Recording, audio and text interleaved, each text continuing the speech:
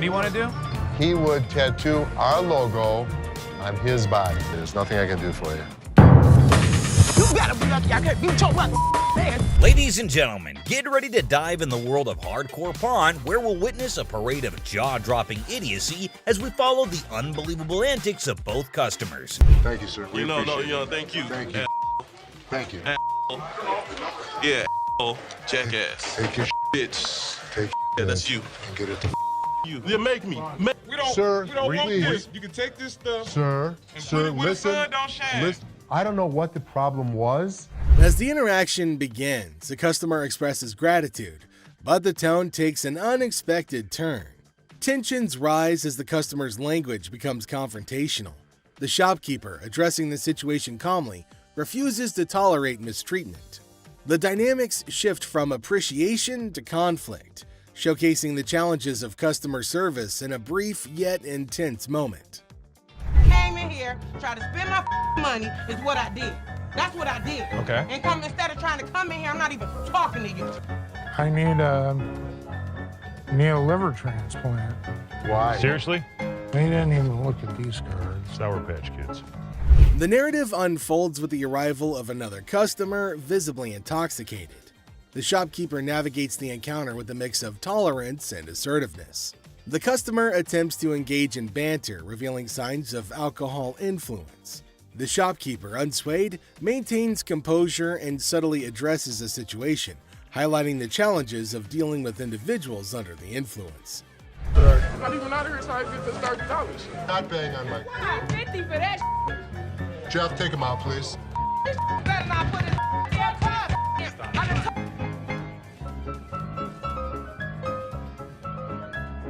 How would you? Man, what the?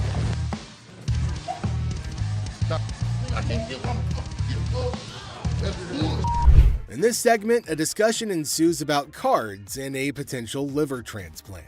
The shopkeeper encounters a situation where the customer's intentions are unclear. Misunderstandings arise, and the shopkeeper skillfully navigates the conversation. The dialogue touches on humorous elements while portraying the complexity of communication in a retail setting. What, is it, ma'am? Is it? I don't know. You tell me. Man, come on, you the dude with the ponytail? The wife's racking my nuts on the telephone constantly. Tie 2 earrings in your ears. Does it matter? Just take it off, put it with mine a little bit, let it get a little bit more weight to it, and go ahead and give me my money. Does that make sense? Right this way. You can't come back. Damn this! Go out my way now, one of y'all touch me. I'll break this. I'm more than happy to go to the ends of the earth for you. When you come in like an ass, you be walked out like an ass. The scene takes a surprising turn as the atmosphere shifts. The shopkeeper reassures the customers that, despite challenges, the store is dedicated to going the extra mile for them. The encounter, starting with tension, concludes with an assurance of excellent service. This final part encapsulates the roller coaster of emotions within a brief time frame, showcasing the highs and lows of customer interaction. We've got this episode where a heavily muscled individual made his way over to meet Les to complain about equipment he got from the store that got busted. Somebody bought this. This piece of junk I bought in here just a couple days ago don't work now. It's broken. What is it? Little ab lounger I bought here, man. Workout. In the midst of the pawn shop's hustle, a burly customer approaches Les with a complaint. He's upset about a busted piece of exercise equipment, an AV lounger purchased just days ago. Les, sticking to the store policy, explains that they can only provide an exchange, not a cash refund. Tensions rise as the customer vehemently rejects the idea of an exchange, demanding his money back. He can only hand over another item in place of the faulty one. If you had the receipt, I could give you an exchange. I could give you I something. don't want an exchange because it's probably going to be some again. How about you just get my money? As the disagreement escalates, the customer insists on a cash refund, dismissing the option of another item. Les faces a dilemma, stuck between policy and customer satisfaction. The clash intensifies as the customer becomes forceful in his demand for a monetary refund, setting the stage for a heated confrontation. Les could match him word for word without fear. Better be some money. Or what? Or what? There's going to be a problem. How about What that? kind of... Les, accompanied by his trusty companion Byron the Snuggle Bear, stands his ground. The customer challenges Les with threats of problems if he doesn't comply. Unfazed, Les maintains his position, asserting that the store's policy is non-negotiable. The heir becomes charged with confrontation as both parties refuse to back down. As things got super heated between Les and the customer, Byron tried to step in to calm the man down. As the situation reaches a boiling point, Les and the customer engage in a verbal showdown. The customer grows increasingly forceful and Les warns against physical contact. Byron attempts to mediate and calm the customer, but his intervention takes an unexpected turn, adding a new layer of tension to the already heated exchange. Really? The confrontation takes a risky turn when the customer, ignoring Les's warnings, attempts physical contact. Byron, in a misguided attempt to intervene, escalates the situation further. Les stands firm, refusing to be intimidated while tensions continue to rise. Les questions a man's marriage. Les uses a customer's words against her. There's trouble in the office, but Les reminds Seth that he's the boss. Les kicks off the day questioning a man's marriage, using customers' words against her. Trouble brews in the office, but Les asserts his authority as the boss, teaching a disrespectful man a memorable lesson.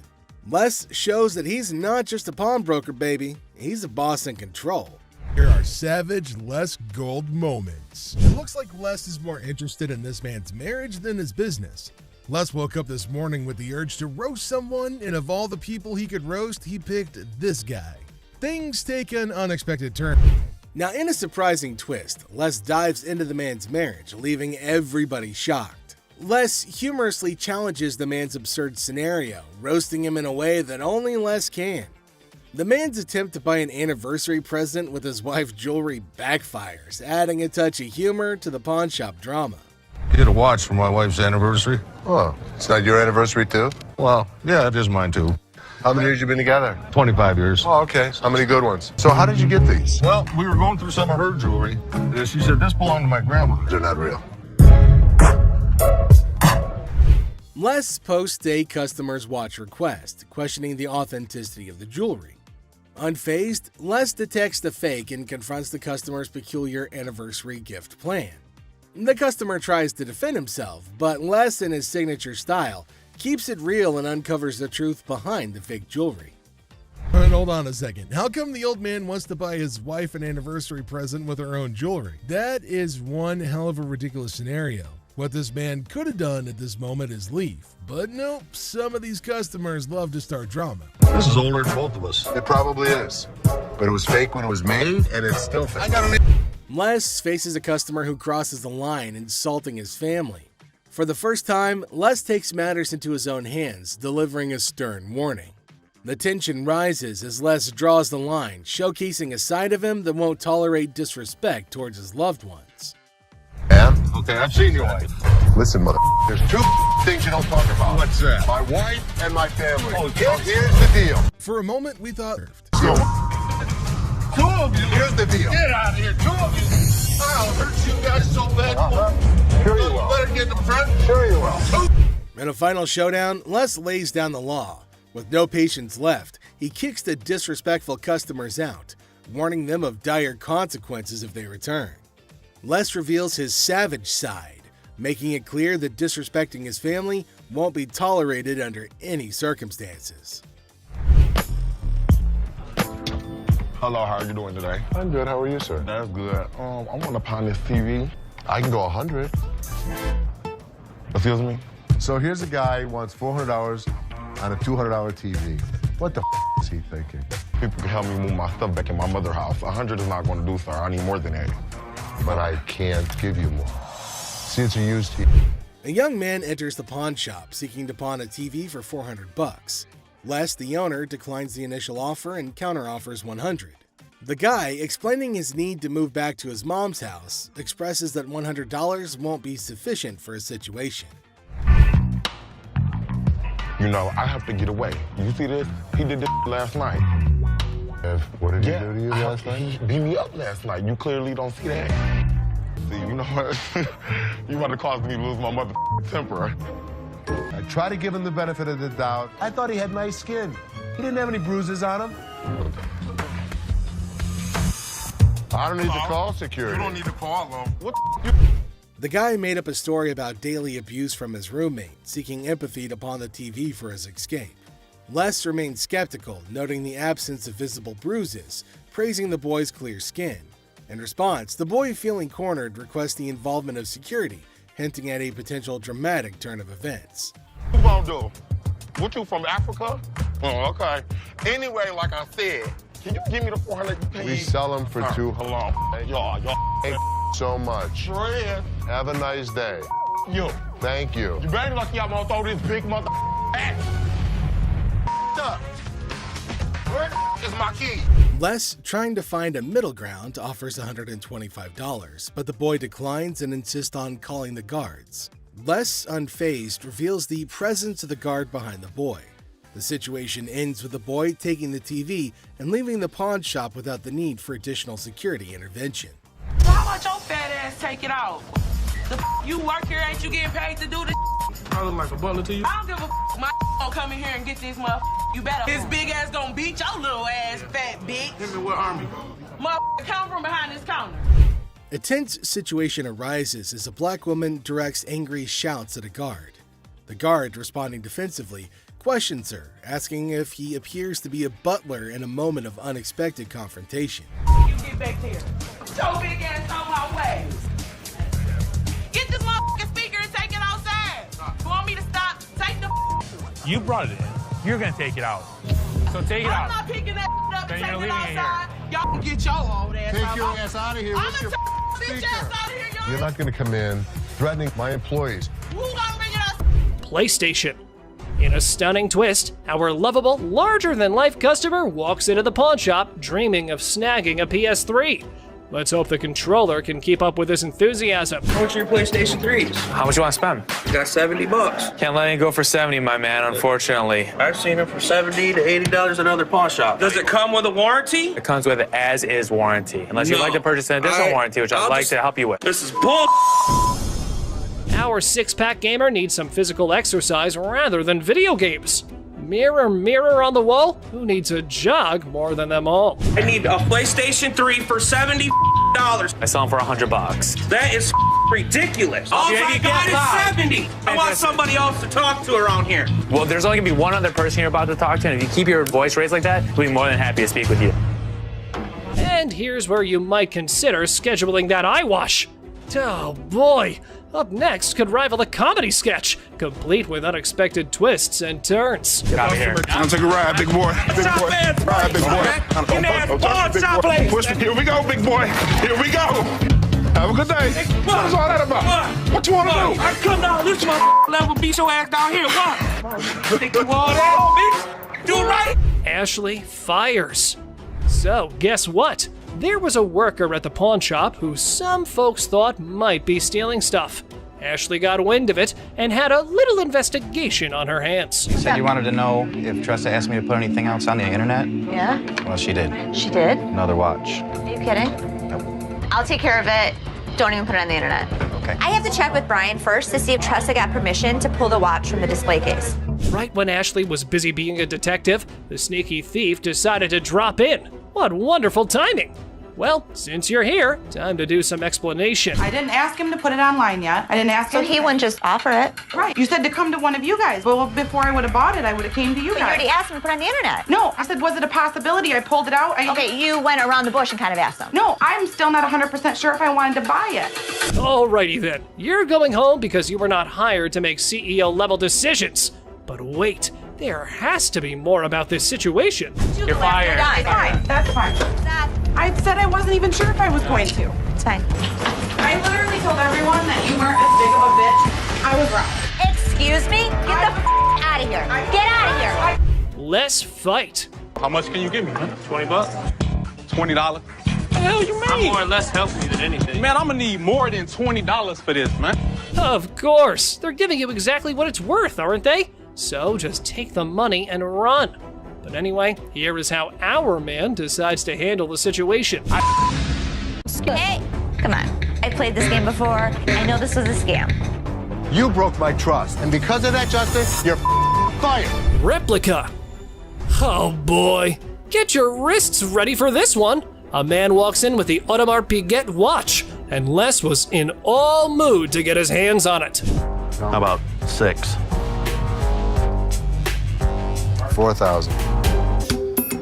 No, I don't think I can go that low. You want to meet in the middle? I'll go 4,500. No, I need to get the 5 out of it. Sorry. All right, appreciate your time. 4,600. However, our pawn king did pull out these big bucks, but he was sure, duh, he was. But hey, just wait, cause Seth might have a different opinion. So let me check it out real quick. Oh, it's coming up counterfeit. Oh, bull. Oh yeah? Look at it right here. It says do not purchase. It's a known counterfeit. What? Did our pawn maestro get scammed? Well, wait. They called the seller back in for another purchase to trap him down.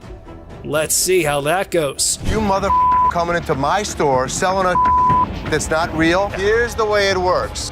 Either give me my money back or go to jail. I bought them, and now, I've gotten taken on them too. I believe you. I mean, I'll give you your money back. Unreal diamond. Regular day at a pawn shop. Antique necklace. A man strolls in claiming an antique necklace. Now he faces the daunting challenge of convincing the pawn king Les that it's the real deal. Good luck, buddy. It's been passed down from generation to generation to generation. Now it's mine, and I'm trying to put you in the game with this crystal antique rosary. So how much can I get? Well, you can't get anything. It's not diamonds, it's not gold, it's just crystals. Well, I ain't no expert, but definitely, that necklace was nowhere near being called antique. Mr. Too Much Full of Himself was clearly up to no good. How much would you pawn this for? I won't take that in pawn because we only take precious metal. It should be precious to you. Why should it be precious to me? Because it's antique. Didn't you hear that part? No, I can't take it, I'm sorry. But I think you need to work something out with me, man. This dude just thinks that saying antique will make his necklace any more valuable. What a joke. How about we let the jewel expert take care of this one? No deal. Deal. How much you gonna give me for it? I'm gonna start on the way out the door. Hey, hold on, man. Hold on, brother. Hold on, man. Hold on. I can leave on my own. Hey, what are y'all looking at? What you looking at? Laptop room. Big Boss Les randomly stumbled upon a screwdriver by the laptop storage room. Turns out, someone's been making off with pricey merchandise. Oh boy, I don't like the sound of that. I go in the back and I see this screwdriver next to the laptop room. Explain that. I caught Justin just the other day breaking into the laptop room trying to get a laptop. You didn't fire his ass that minute? Next time I catch him doing it, I was gonna fire him. Let's call his ass out. Uh-oh, looks like someone's in trouble. Les decides to call a meeting with staff to unmask the mystery thief. And for a reminder of how tough things can be for everyone. Randy, as running this back, tell me what the is going on with this door. When we needed to get in that room, I didn't have the keys. I needed to get in there to get that laptop, so I just went in there and got over. But you have permission to go in there no matter how you get in there, you have permission. Am I correct? Do you? Well, ladies and gentlemen, Justin's in the hot seat now. The trigger's been pulled his way, and it's decision time. Will he take the bullet or do some fancy dodging? Here it is. Did you steal anything? No, I would never steal anything. It's just to do my job. When I'll ask Rodney for the key, and Rodney doesn't show up to get this laptop. The manager that I asked didn't come get the laptop, so I'll just... What the excuse is? You broke my trust. And because of that, Justin, you're Gun desk. Today at the pawn shop, a lady brought in a mysterious desk that moonlights as a gun desk. A desk with a concealed firearm. She's clueless about its value, but is selling it like a quirky antiquity. If danger strikes, just push the button and file your stress away. Where in the world did you get this? I got it in an estate sale. I was just looking for a nice little desk to put a guest book on. Apparently the lady got this gun desk from an estate sale, thinking it was just a cute desk for a guest book. The seller's reaction? He's seen hidden guns in everything. Swords, canes, cameras, but a gun-disguised desk? It's like 007's DIY project gone wrong. You're really not going to stop anybody if you shoot them in the thigh with a small 22 like that. Well, it's not even a regular 22. It's a 22 short or something it looks like. The pawnshop seller, baffled by the antique gun desk, insists on a buddy inspection to verify its age. The buyer, eager for the coolest desk ever, is like, where's the gun though? Antique furniture shopping meets gun control comedy. This thing is a gun. You press there's the trigger. That falls down, hits the hammer. The bullet flies out this way. The second seller is utterly perplexed by the gun desk, questioning its practicality. He's pondering who would buy a tiny desk with a hidden firearm. Meanwhile, the buyer's probably thinking, well, it's the perfect desk for a high-stakes game of hide-and-seek. The other thing is, I don't know how old this thing is. The seller delves into firearm logistics, explaining the pre-1898 loophole and the concealed weapon twist. Meanwhile, the buyer's probably regretting not majoring in antique desk forensics. Okay, it's one to have a gun, but now you have a concealed weapon because it's a hidden gun. Have you had it apart? Yes. The seller navigates the murky waters of antique gun regulations. The buyer, eager for a legal loophole, contemplates turning the gun desk into a non-threatening relic. Antique buyer drama at its finest. Thanks for bringing it in. Oh, you're welcome. I really wish I could have bought this because the odds of another gun desk coming in here are slim to none. Super Bowl ring. Walked into the pawn shop like a Super Bowl champ flaunting a ring fit for the football gods. The seller's dreaming of a touchdown deal at $22,000. But he's ready to settle for $19,500 because even champions negotiate in the end zone. I'm looking to get anywhere from like $22,000 to $21,000 for the ring, but if $19,500 was to hit it, I'd take it. The seller got the ring from a forgetful wide receiver deal. It's from Super Bowl 39, and despite the shop owner's dislike for the Patriots, he acknowledges their success. An issue with the ring's mark is noted. If this Super Bowl ring is the real McCoy, it's worth tens of thousands of dollars. But a hand-engraved manufacturer's mark just doesn't seem right to me. The pawn shop worker, with a quirky habit of hoarding Super Bowl rings, scrutinizes the suspect engraving on the Patriots ring. The seller's mid-20s price tag meets skepticism as the shop owner delays, realizing this ring's authenticity quest might need more detective work than expected. I'm gonna have to get somebody in here because it just doesn't look right. I want to do a little bit more research, so we'll get this thing figured out. The seller's nervous about the big bucks, defending the ring's authenticity with player credibility. The pawn shop worker, still skeptical, calls in an expert, and in walks Jeremy, the ring detective, ready for some bling investigation. Now, rings that are given to players are far more valuable than if they're given to a front office staff member or something. The expert, dropping knowledge on the 04 Patriots ring, relishes Eagles' losses. He educates on the ring's bling, emphasizing player ring's value, and highlights the counterfeit struggle. The pawn shop now has a sports memorabilia professor. Usually you would see that not only in a different location, but it looks to be actually hand engraved rather than actually out of the machine. The expert dissects the Jostens mystery, noting hand engraving and unique features. Despite the unconventional markings, he vouches for the ring's legitimacy. The 04 Patriots bling gets a 100% authenticity seal, and the pawn shop rejoices in a victory for sports memorabilia truth. They actually had to have somebody laser engrave each and every ring. So this ring is 100% legit, and it's pretty awesome. Sweet. The appraisal moment arrives, and the expert places the 04 Patriots ring in the high demand category, estimating it between $30,000 to $35,000. Super Bowl rings from players such as this sell from about $30,000 to $35,000. Nice, nice. The seller, aware of economic woes, starts at $22,000. But the pawn shop owner, considering the long wait, bargains at $18,000. Negotiations roll with a counteroffer of $21,000, reminding the seller you don't have anything like this in your showcase. The ring dance continues. I go 21. You don't have anything like this in your showcases. I know you have a Patriots ring, but you don't have that Patriots ring. After intense haggling, the 04 Patriots ring lands in the pawn shop owner's possession for $20,000 cash. Family banter erupts over the new addition, turning it into a $20,000 paperweight threat. The ring battlefield unfolds. I'll give you 20 grand. Pass. 20 grand. Cash. $100 bills. Just because I need a Super Bowl ring for every one of my fingers. Deal. Deal. All right. German spy camera. At the start, the speaker enters a pawn shop and introduces the item, a 1950s German spy camera reminiscent of something out of Inspector Gadget. The brief mention of Inspector Gadget adds a touch of intrigue and playfulness to the scene. So how's it work? You adjust these little dials here depending on what you're trying to take your photo of. The focus shifts to the camera itself, identified as a Minox 3. The speaker highlights its compact size, likening to a cigarette lighter. If you give a 10-year-old a camera and say it's not just a camera, it's a spy camera, it probably got you out of your parents' hair for a couple hours a day. The customer expresses the purpose of their visit to sell the 1950s Minox 3 spy camera. The stated price expectation is around $150, indicating the perceived value of the vintage device. With all this on there, it makes it completely illegal for me to have anything to do with it. Chopper loan negotiation. So how can I help you?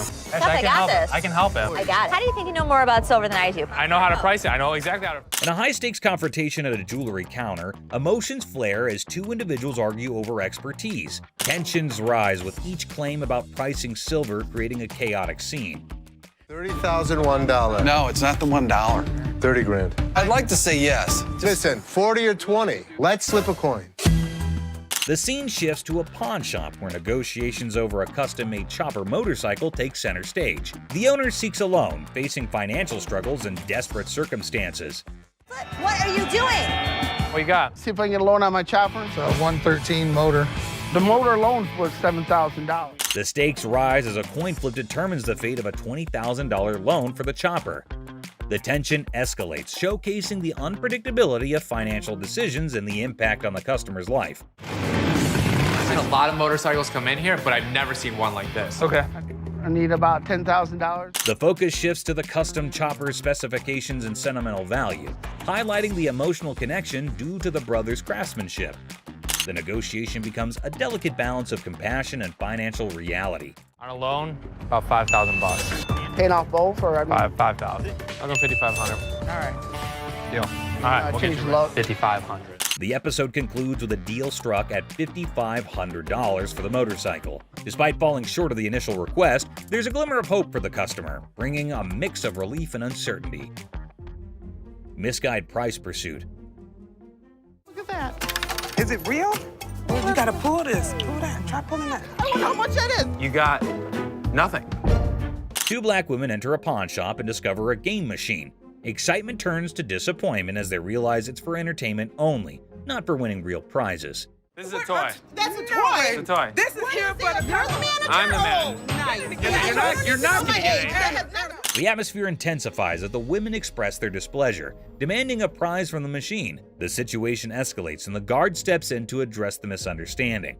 Let's go out. Let's go. Well, just keep walking, man. Keep walking. Don't tell me what's going on. Come on. Y'all out of order. The conflict peaks as the women continue to argue for a manager's intervention. The guard ultimately expels them from the pawn shop, concluding the incident. Bubble hockey. Bubble hockey. Detroit Classic. I'm thinking $2,500. How much did you pay for it 10 years ago? $3,500. A pawn shop encounter unfolds as a customer eyes a bubble hockey game. Negotiations kick off with the customer seeking $2,500, but the pawnbroker questions the value. Under $1,000. Maybe we work out a little game. Winner gets the price. $900 if you win, $500 if I win. Oh, can't do it. The negotiation continues with the pawnbroker proposing a lower price, suggesting a gaming duel to determine the final cost. The customer hesitates, seeking a higher amount. $100 out of this thing. 16 you win, 400 I win. All right, I win $1,600. The game begins and the customer dominates the bubble hockey match, securing a convincing victory. The pawnbroker acknowledges the expertise and adjusts the evaluation accordingly. Let's go. I know I'm gonna win this bet. These aren't those $1,200 ones? The conclusion sees the pawnbroker acknowledging the high value of the game, recognizing it as a genuine classic worth $2,500. The customer prepares to complete the transaction. Doing good, man. The guys usually just call me down here anytime they get anything with strings on and they need. The person expresses their willingness to help whenever there are items with strings that need appraisal, indicating their expertise in valuing such items. I don't believe I'm holding this in my hands. Mary Ford's Les Paul. This is. The person marvels at holding Mary Ford's Les Paul guitar, expressing disbelief at the opportunity. They acknowledge Mary Ford's significant contributions as a singer and guitarist, particularly alongside Les Paul. Every hit that Les Paul had as a musician, pretty much, she was there with him. She was a singer. She could go note for note with it.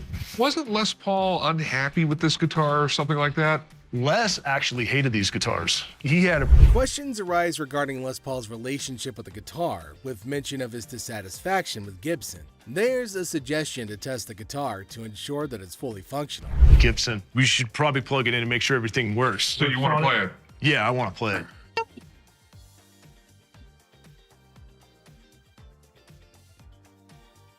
The decision is made to plug in the guitar and test it out.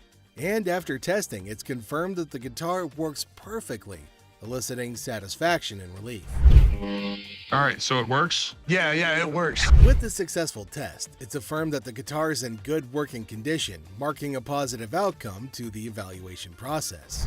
I was coming to pawn my ring because I have to. Les attends to a customer who urgently needs money to pay her rent. She hopes to pawn her ring for some quick cash. Les examines the ring closely to confirm its authenticity, which seems to upset the customer. She points out features of the ring to prove that it's genuine. How do I know? All you have to do is look at the holes in the back. Okay, how much did you want, man? $200. $80. After the very weird episode, Les makes the lady an offer which doesn't sleep well with her. I'm not just about to let you have this for. The customer requests $200 for the ring, but Les offers only $80, mentioning how much he thinks that it's worth. Buying it, you're just pawning it. The woman demands Les give her what she came for. Unfortunately for her, the customer rejects Les's offer, stating that she paid $500 for the ring and insists on a higher amount. However, Les remains firm at his valuation. There you go. Yeah, I want to pawn it. Okay. So you gonna give me $200 or not? Done. Les almost gets a hit to the face when he refuses the violent customer, an action that serves as the last straw before she got kicked out. Les repeats his offer, leaning into a tense moment where the customer becomes aggressive. Ultimately, Les decides to eject her from the shop, ending the encounter. You guys seen the 32 Roadster? I haven't seen it, son. Someone probably stole it. It was parked in the warehouse. How could someone steal it? A high-tech thief could get into this warehouse easy. Rick becomes anxious when he learns that Corey took the expensive 32 Roadster to the gym, fearing potential damage to the valuable merchandise. Have you guys seen the 32 Roadster? I haven't seen it, son. Someone probably stole it. It was parked in the warehouse. How could someone steal it? A high-tech thief could get into this warehouse easy.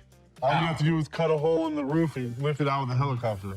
To pick the lock. The conversation shifts to the possibility of the Roadster being stolen, with various theories proposed, including high-tech theft methods like using helicopters or hacking into security systems. Roadster around? I'm not driving it around. I just took it to the gym. That's driving it around. The thing is in perfect condition. What if you wreck it? What if you ding it? What if you scratch it? I'm not an idiot.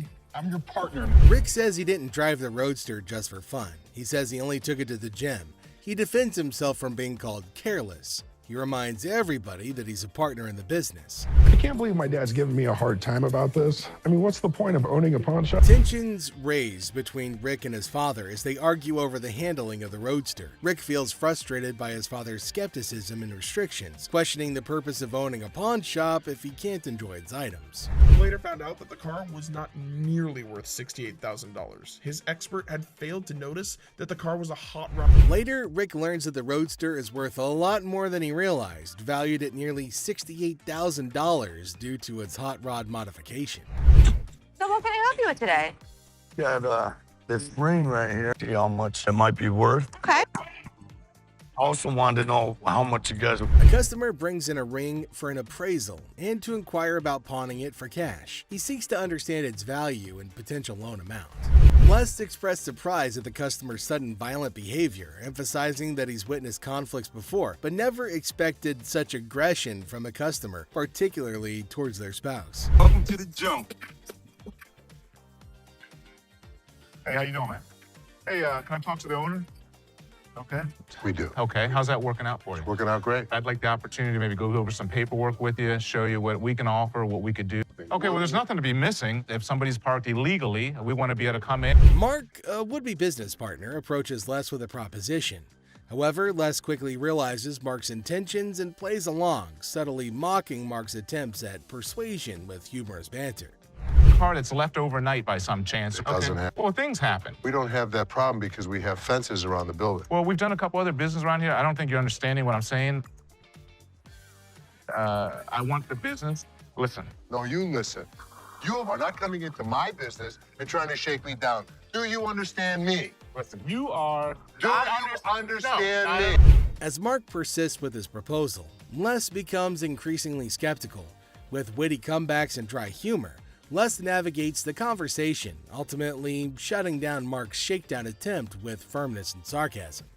It's the old time in the past. We got a new thing going on right now. No, you got a shakedown business, which I'm not going to pay for. Okay, well, that's what would you call it? I call it a business opportunity. I'm not interested. You old man, You're taking me down. Do you understand that? No, Will you escort your gentleman out of here? I'm not. Les asserts his authority and refuses to be intimidated by Mark's persistence. Their exchange escalates comically, with Les confidently asserting his position and dismissing Mark's offers with disdain. Of course you're not. I'll be back in. All right, come on back. And him, man. Go ahead, put your hands on me. So with now, I ain't gotta touch you no more. I'll be back. If I were you, I wouldn't come back. Whatever. You make sure that mother never comes back in here. You understand? No problem, sir. You had a choice to be able to make this happen, okay, and make it happen right, okay? Does have a nice car, though. The confrontation concludes as Les firmly shows Mark the door, unimpressed by his attempts to strong-arm a deal. With a mix of humor and seriousness, Les ensures that Mark won't be coming back anytime soon, ending the encounter on a humorous note. Hey, you the owner? Check this out, man. I can turn around and pay for that. What's up with that? $25, man. Come on. Man, step your back, man. Step back. Come on, you gonna talk to me? Orderly, I'm speaking English, just say. You get it? I ain't got no receipt, man. Well, how can I give you another unit, another game, if you don't have it? Because I bought it from here, man. I bought it right over there. I will be more than happy to exchange it for you. The customer's mad because he wants a refund for a game but forgot the receipt. Les tries joking around, but the guy's still upset. Things get a bit funnier as they go back and forth, with the customer threatening to jump the counter. But Les stays cool and sends him off with a witty goodbye. What, am I supposed to carry it with me? Give me my money back now. I can't have that. I don't know if we did it. I don't know if he did it. I don't know if he really bought it from us. But because he was so irate, he had to go. We're going to go right here to the refund. I ain't going over there. What do you want? I got... Get off me, man. You going? You ready? You ready? You going? Get off me, man. Let's go. Let's go. Les attempts to reason with the customer, offering to exchange the game if he brings the receipt. However, the customer's stubbornness escalates, threatening to leap over the counter, adding to the absurdity of the situation. I ain't going nowhere. Have a nice day. Have a receipt. See you later. Bring the receipt. Bring the receipt. I don't want you to play. We don't like you either. Man, keep the game. Thank you. Merry Christmas. You got a bad attitude. As the confrontation reaches its peak, Les decides to escort the customer to the refund department. The customer's resistance continues, resulting in Les ultimately dismissing him with a sarcastic farewell, ending the encounter on a humorous note. He asked for $200, but no, it's not going to be a good deal, and they told him to leave. The man in need got a severe shock and held up the poster thinking. Les again said that they can't pay more than $100, and after some time of quietness, they agreed to the deal. Finally, the elephant skull haggle. Oh, guess what? No fancy sofa, no blingy ring, and no one-of-a-kind car to pedal? No worries. How about you trade an elephant skull for some greens? Because that's normal, right? Skull of an elephant. Really? Very unusual. It's very unusual. My best friend had it, passed away, and I inherited this one. It's where the tusks were. I understand that. It came from Africa? Yeah, right. Well, I So- can promise you nobody has ever brought in an elephant skull, ever. That I can Little tell you. unique. Ever wondered where one finds a thing like that? Well, surprise, surprise, there's a thriving market for massive elephant skulls. Yeah, you heard it right. Skull heads. 1,000. That's as low as I'm gonna go. Let me talk to my elephant expert. Africans are buying now for $2,300 and the Asians are $1,900. The good part was, it's worth the money. There is a demand for elephant skulls, but I'll be damned if I'm giving it away. Okay, peeps. When Les locks onto something, prepare for a solar eclipse, because he's not releasing his grip. Anyway, there's a plot twist in this pawn shop drama. I got $700 bills waiting for you. $750. $700. And if you think it's worth $50 for you to schlep it home, It isn't. Schlep it. It isn't. Schlep it. I'll give it to you for $7. You got a deal. Thank you very much. Thank Come you. right over Thank here. you. We'll Thank take you. care of All it. right. All right. Yeah. Mark, thank you. bone rattler. Okay, people, the granddaddy of speed in the house. Ready to snatch up a drag racing car from the pawn shop? Who knew shuffleboard was just a warm-up? This guy is an expert. He knows all about drag racers. So does Jeff. Jeff is my jeweler, but he's much more knowledgeable with engines than I am. The guy that sold it to me said it cost him $85,000 to put it together. Probably clipping along at about 250 miles an hour. Fire this puppy up. I don't know how to start it. Gather around, youngsters. We got a drag racing sage here, boasting a mere 30 years under his belt. So the wisdom dump is here, as he schools the pawn shop owner. You know how to start him?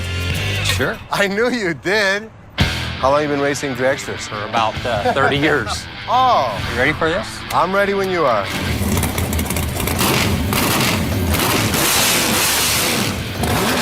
All right, Mr. Been There, Done That. Let's see if your drag racing tales can seal this deal or take a nosedive. Now, coming straight to the negotiation. 20 grand. 7,500? I don't think so. If you give me the money today, 15,000.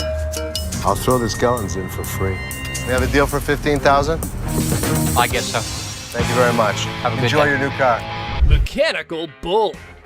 Ah, the good old days of Wild West bull riding and rugged cowboys. Some dude missed the memo that it's not exactly the trendiest scene nowadays. Time to catch up, y'all. Going for a ride in my parking lot, or what are we doing? Let's have a little fun, girl. We're trying to sell our mechanical bull. Why do you have it? A Western-themed restaurant bar before, and that was the theme. We put the bull into the bar. Well, slap on those cowboy hats. We got ourselves a scene here. But seriously, who's taking bets on whether they can wrangle a decent price for that rodeo-style bull riding? Let's say you were to buy these brand new. How much do they cost? They cost around $15,000 to $20,000. How much do you want? $15,000. So if I was to buy this brand new or buy this used from you, it's the same price. Rental companies rent these out for $750 a day. There's a lot of revenue potential. Ah! Man, sad to see these alpha men taking back their bull home. But folks, hold on to your hats. Maybe Ashley has something else in her mind. 3,000 right now. 45. 31. 39, you pack it up. That's my bottom dollar. 34. I can't do it. Sorry, good luck. Dr. Death's van.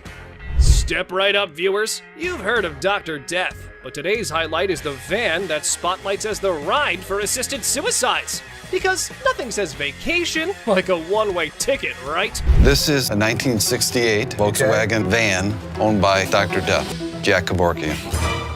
By Dr. Death. This is the actual van that he did his first and several other assisted suicides in. Jack Kevorkian was an iconic figure in the city of Detroit. We're not aiming for a Valley of Chrome farewell tour this time. Mr. Big Bucks here wants a six-figure sum.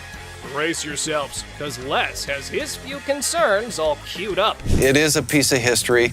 I like buying weird.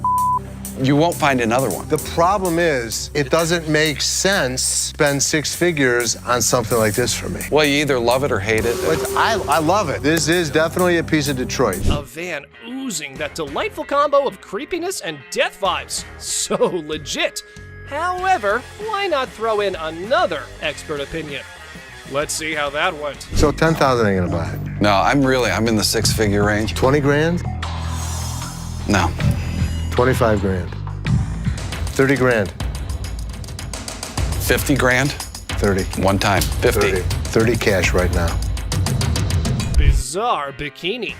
Check out this granny of the century who strolls into the pawn shop with an elderly figure that has a lot to do with, I don't know. You have a look and maybe you decide. Which is the doll? I heard that. I'm undressing her. What can I say? A really nasty looking woman, but a very cool item. Yep, that's about accurate. You just saw a long-legged granny in a bikini. All the efforts are done in the name of art. However, our granny here invested in this model. How much did you want for this thing? I'd like to get $500 for it. This thing is art. It's a very cool item, but not for that price. I mean, she's really cute. I mean, she's really fun to look at, but it's not going to be even close to 500 bucks. Never mind, that was gonna be a deal breaker. Unless Les had some more quotes to add to the art piece, this stirs things up for the selling mix. Here this woman was playing my game, and I was losing. 200. 190. I'll take it. Will he stop? Okay, schlep it home. You know, I heard my dad saying it wasn't worth the extra $10. Bull. She wants 200. Latex vacuum bed. Look who's spicing up the pawn shop scene. This dynamic duo's got a latex vacuum fetish bed up for grabs. You know, just your average afternoon errand. Latex vacuum bed. A what? A latex vacuum bed. So you have sex with latex? Pretty much. It's like the autoerotic asphyxiation. Pretty much, yeah. Bobby J surprisingly knew exactly what this thing was. All right, I was wondering, who needs candlelit dinners when you can have vacuum-sealed intimacy? I'm not here to judge. However, here's a quick demonstration. Is it normally when Felix has his hand over his mouth? Normally what they like. I actually used it. Are you breathing? Here we go. Not gonna work. It's working. Everyone's a critic when it comes to, what's the word? Innovative sleeping arrangements. Yeah, there we go. And we aren't sure if that ever went up for the big sale. Used it. So how could you not want to do this with him? Because I don't want to suffocate. It's not for everybody. I'm familiar with the bed. Very much so. Just imagine having sex now. He don't have to hold you. Perfect. Well, now we got that out of the way. You need some help today? Man, how you doing, brother? What's the deal on this TV here? This TV right here is $400. $400? Yeah. I was in here 2 weeks ago, sold you this mother for $90. Now you're gonna ask me $400 for it, man? In the electronics section of the store, a customer named Robert engages in a conversation about a TV with the store employee. The casual tone sets the stage for what seems like a routine interaction. The customer questions the TV's price, sparking a humorous recount of a previous encounter where he claims to have purchased the same TV for a lower price. Are you kidding me? So you're making a $310 profit off me? Bull, man. Can I help you? Who are you, man? I come in here 2 weeks ago, just like I told this Gentlemen. do something with your hair, man. And then y'all gonna sell it for $400? You gonna make that much profit off me? As the dialogue unfolds, the customer expresses dissatisfaction with the marked up price, claiming the store will profit significantly from his purchase. A manager steps in, attempting to resolve the situation. Tensions rise as the customer questions the legitimacy of the price hike and demands a resolution, emphasizing the financial disparity between his purchase and the intended selling price. Brother, Where's your receipt? can you not understand English, my brother? No, I can't, my brother. I don't believe that he wants a TV for nothing. I'll just take the TV, man. Right out this door right Sure you here, will. and I'll be gone. I would like to see you trust out here so fast. Trust out by who? Who are you? Les asserts his role, introducing himself and trying to understand the customer's concerns. The customer, however, remains skeptical, challenging the legitimacy of the store's actions. The language barrier becomes a point of contention as the customer questions whether the manager understands English. The atmosphere becomes charged with frustration and confusion. Green Mile. You're talking luck, and they're not going to be happy. Here, I ain't going out the door, man. Y'all ain't gonna put me on no door, man. I ain't gonna know. The customer threatens to take the TV and leave without making a purchase. The manager issues a stern warning, asserting that any attempt to take the TV without completing the transaction will result in immediate removal from the store. The confrontation takes an assertive turn, with both parties standing their ground. Once I get this TV. Man, get above me. Get off me. My damn shoe, player. You got my shoe. You got my money. This joint. This guy was acting like a total baby. He wanted attention, and he got it. Despite the warnings, the customer decides to leave the store, expressing discontent with the entire experience. He accuses the store of mistreatment and vows never to return. The situation concludes with dramatic flair as the customer exits, leaving behind a sense of dissatisfaction and a promise never to return. How are you? I'm good. How are you? Well, actually, I'm not doing so good. No? My grandma just passed. I'm I sorry. was like hoping to Okay, so whose ring is this? my grandma's. Oh. So you want to just pawn it, right? Because you want to be able to get it back? Yeah. Okay. Do you have anything else? It's not real. What you mean it's not real? It's not real gold. A guy comes in feeling sad and asks Ashley to pawn his grandma's ring, explaining that she passed away and it's all he has. When Ashley checks the ring, she gently says it's not real. Concerned, she asks if he's got anything else, wanting to help him in a simple way. You saying Basically, y'all sit up here and waste my time talking to you. You don't waste your time. If you have a TV, you can pawn your TV. What the I look like finding my TV? Do you have a TV? I need to speak with somebody else because you irritate me flat out. It's acting really erratic and it's making me really nervous. Lower your voice. Don't Lower your tell voice. me Lower what your to do. voice. Don't Lower put your voice. finger in Lower my your face. voice. Lower your Don't voice. put your finger. Ashley breaks the news that the ring isn't real. The person gets upset, saying it's not fake. Ashley suggests pawning a TV instead, but he questions why he should. Despite Ashley's efforts, the man gets angrier, repeatedly telling her to lower her voice. Ashley asks him not to point fingers at her face, but he ignores her. I'm trying to help you solve Like the this, issue. lower your voice. The next thing I know, this guy snapped. Lower Don't your tell voice. me Lower what your to do. voice. Don't Lower put your your voice. finger. You got me. No, let's go. Let me go. Let me go. On the ground. On the ground. On the ground, mother.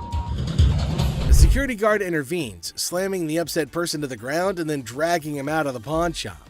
The situation escalates and the guard takes decisive action to maintain. I have a Sioux Youth vest. Okay. I believe it was made in about 1890. The piece he brought at the store is sure as hell a pretty one.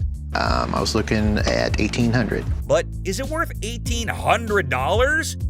I mean, it is a baby vest. You can't just assume it's going to be that expensive because there's literally no guarantee if that's authentic. And who is even paying that large amount for a baby vest? Rick bargained and purchased the Indian baby vest for $1,300. Now, that is not a small amount either, and he made the same mistake buying it without consulting the expert first. The expert is called later to take a look at it, and honestly, no point. They already spent so much on this that knowing it might be fake is just going to increase those tense lines on their forehead.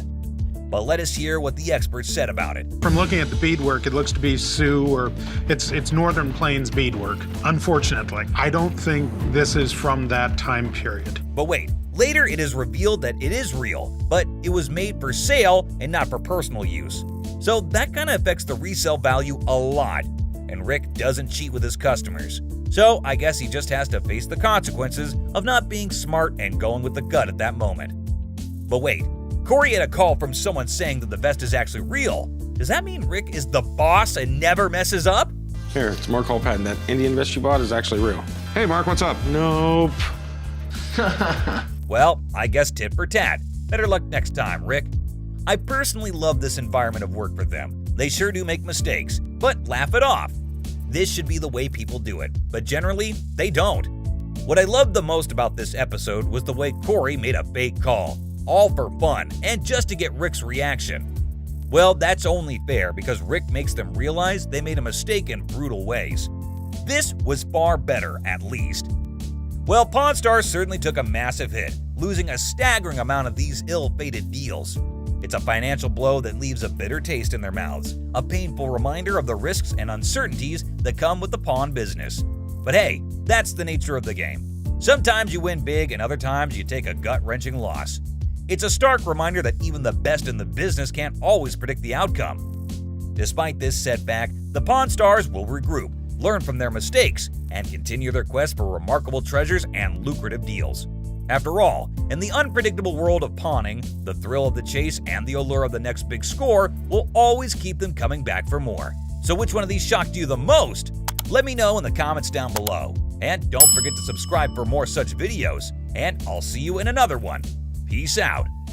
Seth devises an expert method for appraising precious stones. Bob saves Les a lot of money with his knowledge of walrus reproductive parts, and Seth provides expert advice that saves a deal on an elephant part. These are the times experts saved Les gold from losing everything. Hey Les, come here for a sec. So people are coming in, pawning their stuff that they know is fake. They're not coming back for it, and we're stuck with it. Are you kidding? Test this piece out. We test a lot of gold. We always use nitric acid. So I'm gonna do some homework. I mean, this is... No, this is sickening. We're losing a lot of money. Seth makes a shocking discovery on how the pawn shop is losing money. Les doesn't like it either. Both father and son know that if this keeps up, they could be out of business. What's the deal? You know how I hate getting beat. You don't know if the girls are marking down 10 karat or 14 karat, what the true assay is? Of course not. Okay. And it'll tell you exactly the purity of gold. It'll tell you silver content and platinum content. We're getting past the old school way and we're gonna make this new school. It ain't never gonna happen. We'll see about that. Show me. I will. Seth has done his homework and concludes that the pawn shop system needs to change. But is it worth the cost? Les certainly doesn't think so. Nice to meet you. Here, come on back. Okay. I have a meeting this morning with the guy who sells the x-ray machine that tests gold. Hopefully he'll let me borrow it for a week. It doesn't make sense. It's time to move on. So talk to me about the cost of the analyzer. Right now, go back to your old acid test. You got a deal. Thank you very much. You're welcome. Now just hook it up and show my girls what the hell to do. The expert recommends a machine that could change the game. Les is still not convinced, but the old man is willing to give Seth the benefit of the doubt. Hi. I'm Renee. Hi, Renee. I'm Rich. How are you? So he got this in World War II off of, because these are... Right in this area here. World War II Japanese sword is worth a ton of money. This sword could be worth a fortune, but Rick isn't sure. He knows he's gonna need some expert advice. Put it on that metal analyzer, and it'll tell you if it's got stainless steel. Want to try? Let's go. Japanese swords are made out of steel. If this metal tester tells me something else, it's not authentic. It'll help you. I'm happy to do it. Come on up here. We'll get your information. This metal tester easily saved us a few $100s. Seth might be onto something. Okay, thank you. You have a good day, hon. You too. And the machine works. Even Les sounds impressed with the speed and accuracy of the expensive device.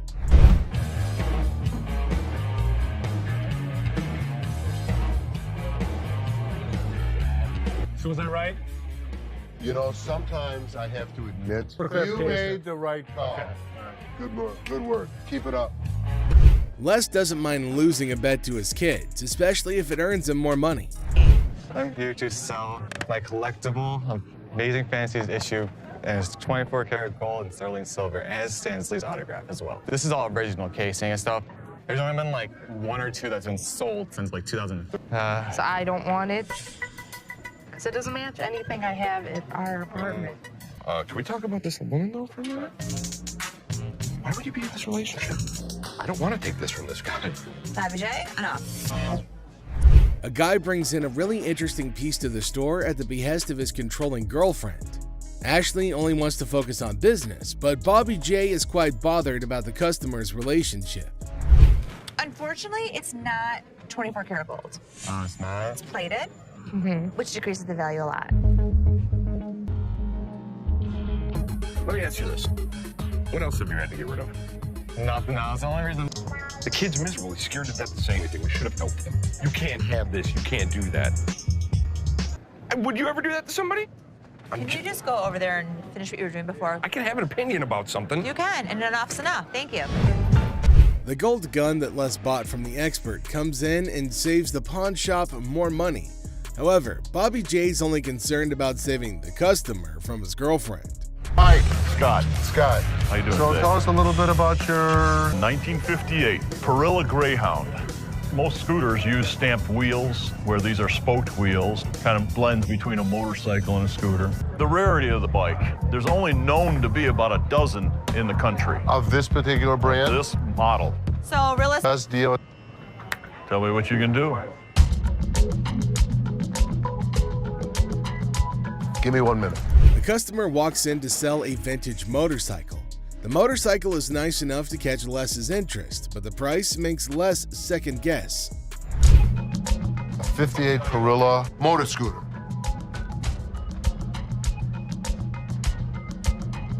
This is it. Holy that's him. So, let's be honest. How much were you asking for it online? I was started out at 25.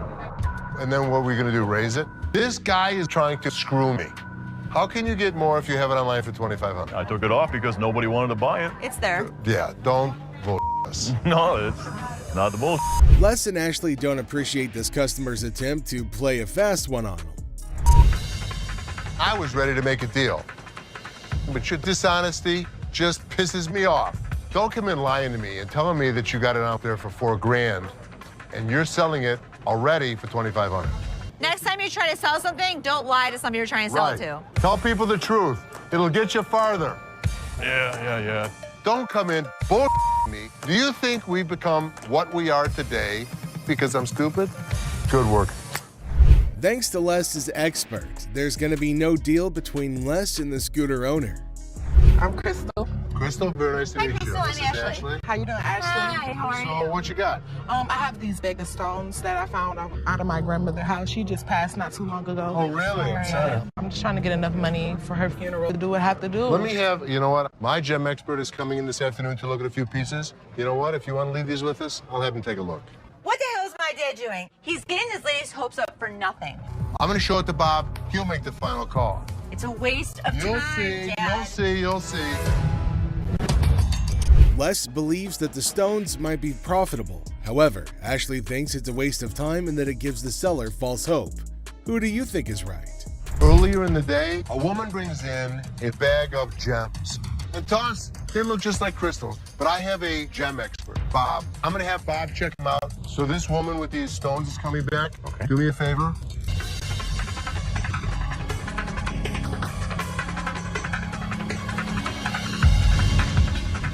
These are nothing. Time. We never get hits like this. What do you appraise that at? Guys, here she is. We're going to change this woman's life. She's gonna flip. Yeah.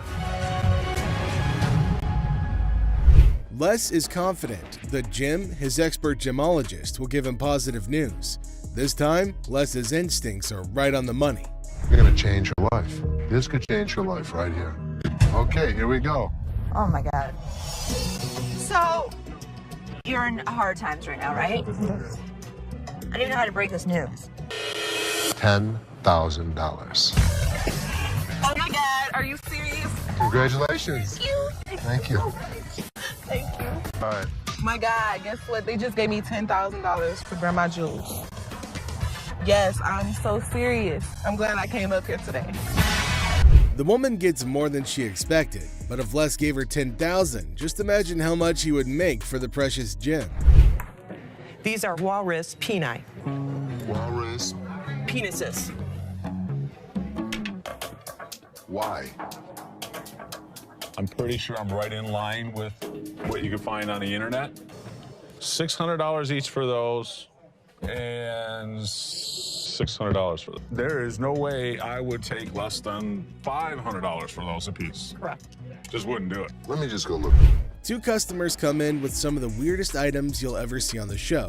Les has to take a second to understand what he's dealing with. Yeah, you're 100% right. How the hell did you know about that?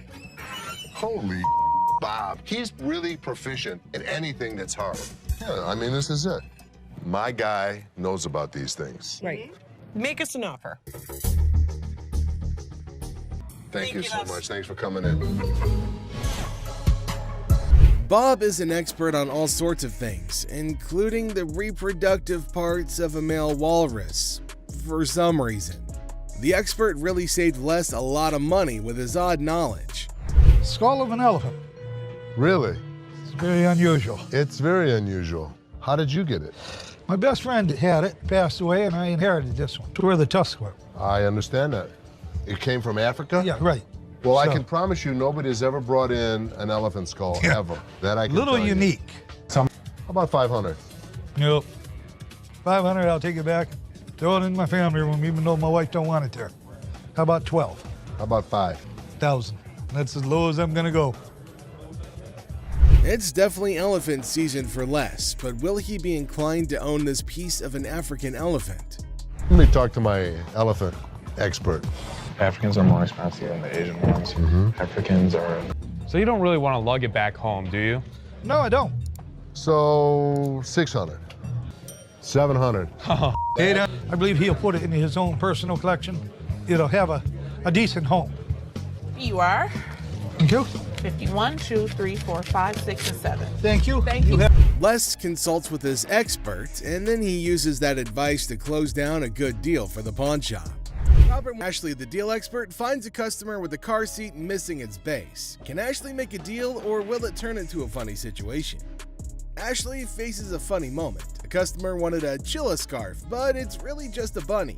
Get ready for a wild time.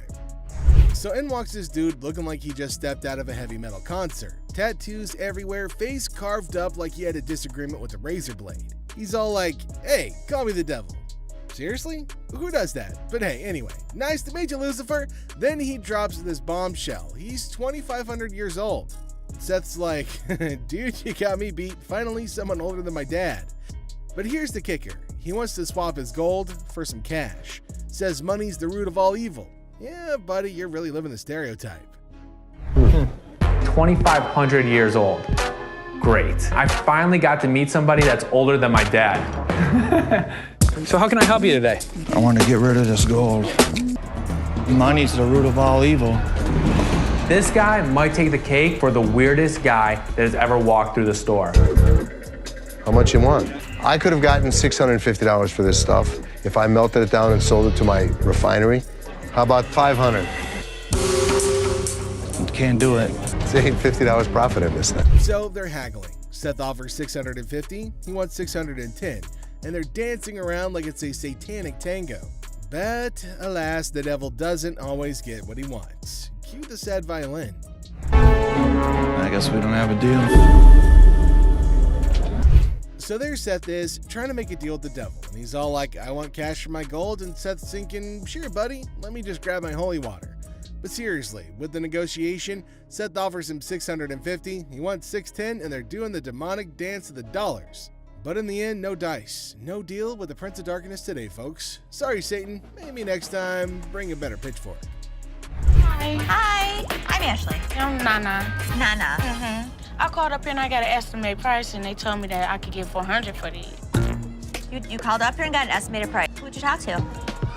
Nicole? Nicole. Over the phone? Yes, ma'am. But we don't see them over the phone. She's lying. Can I see your merchandise? You need to come in, you need to evaluate your earrings, we need to test them. Ashley introduces herself in a bubbly tone. Now Nana barges in, claiming that she was promised $400 for her 3-carat diamond earrings. She accuses Nicole of lying about the offer. Ashley calmly explains they need to evaluate the earrings in person. Nana demands $400 but gets offered $185 instead, triggering her outrage. Where Nikki at? Nikki. Nicole. Well, which is it, Nicole or Nikki? Listen, it's real diamonds. All I know is I need my $400. All right. So what you're saying is you're not gonna give me that $400, right? No, I'm not. I mean, you're not gonna come in here demanding money from me. Nana insists on the $400, but Ashley stands her ground. Nana's frustration peaks and she frantically searches for Nikki, accusing everybody of disrespect. Chaos ensues as Nana's volume rises, demanding her mother money. Ashley remains composed, but Nana's confusion and persistence escalate the situation. I am because that's what I called for. And they told me that they was gonna give me $400. Now where the is Nikki at? Where the is Nikki at? Nikki! What? No, Nikki! Where this bitch at? She all of a sudden darted away from me, started screaming for Nikki. It was like a bat out of hell. Where this bitch? I don't need nobody to escort me out this bitch. Oh, y'all. Okay, have a good day. And kiss my ass.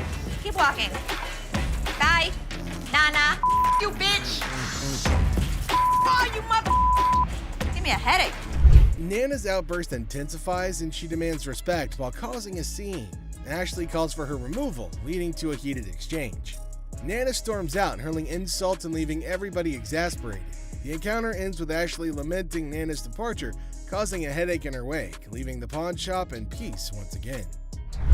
How are you? I'm doing okay. What can I help you with? Either trying to get a loan on it or you guys can buy it. Mm-hmm. Trying to sell it for maybe like once. The certificate and everything is in there. And the bag costs actually way more than that. Well, if you can tell, it's actually stained. Okay. All through here. I'm trying to sell it for $150 or get a loan for $75 instead of the $50. Dealer Ashley is in the middle of a purse negotiation. Now she's trying to bargain her way through it, but it seems like she's hitting some roadblocks. The bag might be worth more, but it's stained. Now the dealer's not budging, despite the customer's attempts to reason. It's like watching a standoff at the OK Corral, but with handbags instead of firearms. It costs way more than this. Okay, but I'm not gonna pay you for the amount that you think it's worth because it's stained. This is not one of the newer ones. This is not this season. I know about purses. Can I get some? My pepperoni looking ass. Pepperoni ass? I don't even know what that means. Did she take a look at her own ass? Can I get somebody else? Now, things are getting pretty spicy. The customer isn't backing down, throwing out some colorful language and asking to talk to somebody else, maybe hoping for a more favorable deal. Now, Ashley's standing firm, not letting the pepperoni insults get to her. It's a battle of wills over a bag, and nobody's giving an inch. Can't blame a girl for trying, though. Somebody else? Why do I have to talk to you? Because You disrespectful. I'm disrespectful and you call me a pepperoni ass? Ugly ass bitch. Can I talk to the owner? I'm the owner. You're not the owner. The owner is the other man. You must have. How you get here? You your way to the top. The tension's palpable, and the customer wants to escalate things, demanding to speak to the owner. All surprise twist, Ashley is the boss lady. So, will the customer stick to her guns, or will she fold like a deck of cards? I was just here last week, and I seen this horse that y'all had, and I really want it. I didn't have the money last week. For sure. You saw it? Where is it? It's right over here. Sure. When are you due? Well, I'm due next month. Oh, is it your first? Yes, it is, my first. Congratulations. This is it right here. Ashley encounters a customer who expresses interest in a horse, and she saw last week but couldn't afford. The customer, claiming to be pregnant and financially strained, negotiates a deal. Well, I was quoted $20 for it. You were quoted $20. See, all I have is $10. I'm a single mother. My husband just left me. Really?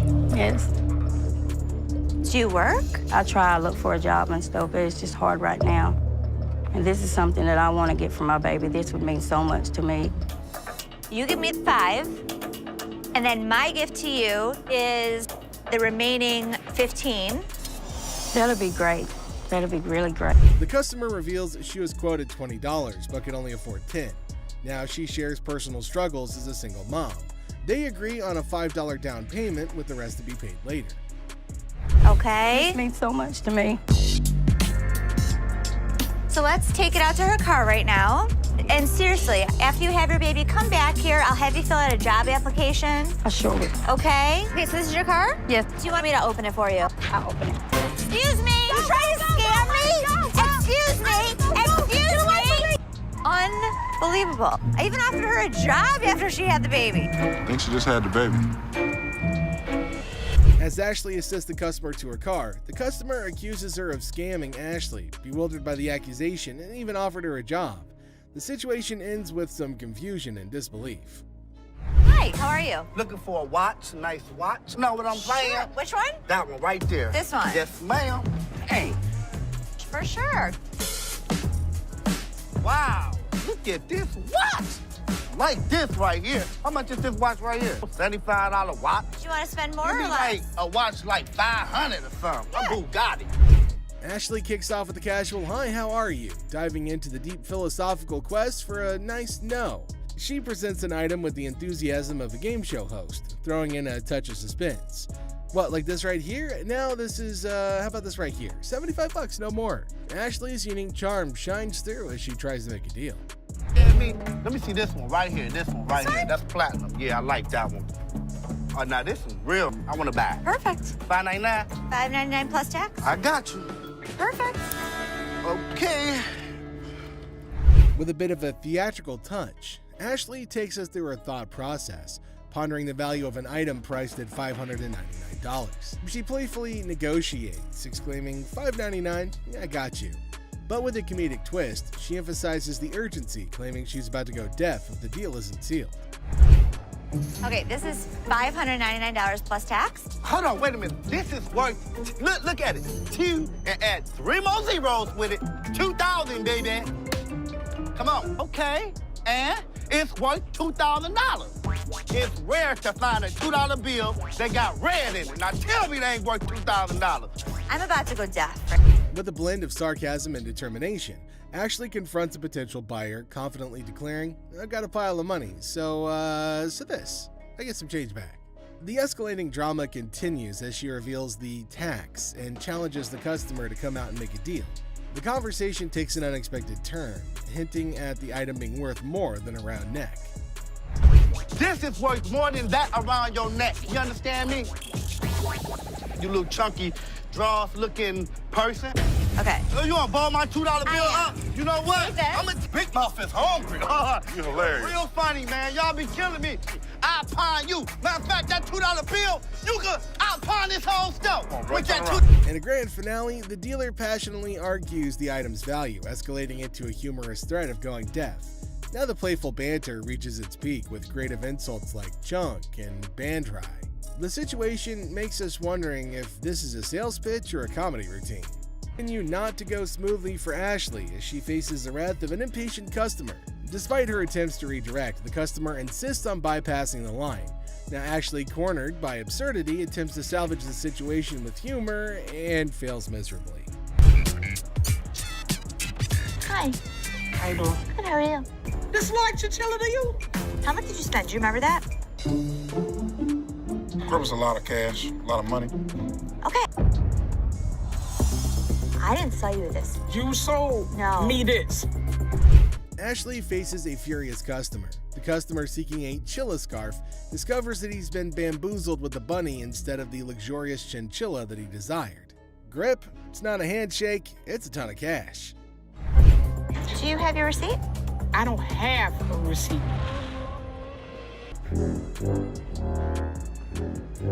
Man, you sold me this bull for real. I ain't leaving here until I get my damn money back. Bunny right there. I wish this bunny would just... See this? Look at it. It's flying through the... As the drama unfolds, Ashley denies the accusation, stating the chilla is actually a bunny. Now the customer's girlfriend confirms the fluff faux pas, tossing the rabbit back. The receipt? It's apparently tucked in a peculiar location. Look at that. Ain't nothing chinchilla about it. I want my money now. It's time to go, sweetheart. All right, you can take that home if you want to. But I want my money, that's all. Have a good day. That was nice on you. Whatever, man. Around your neck. That's some old ass. Amidst the chaos, the customer adamantly demands a refund while comparing the bunny to Bugs Bunny. Now, Ashley remains unfazed, suggesting the bunny be taken home as a consolation prize. But the customer's not having any of it. This bunny's not hopping away from the dispute. I'm not wearing that old ass. That was a good shot right there. You play basketball? I'm not wearing that old ass, man. Have a good day. You too. I want my money. Man, I spent good money up in this bitch. Why you so violent, girl? Go on up out of here. Try to be nice to you. Now you're gonna leave it? You wear that.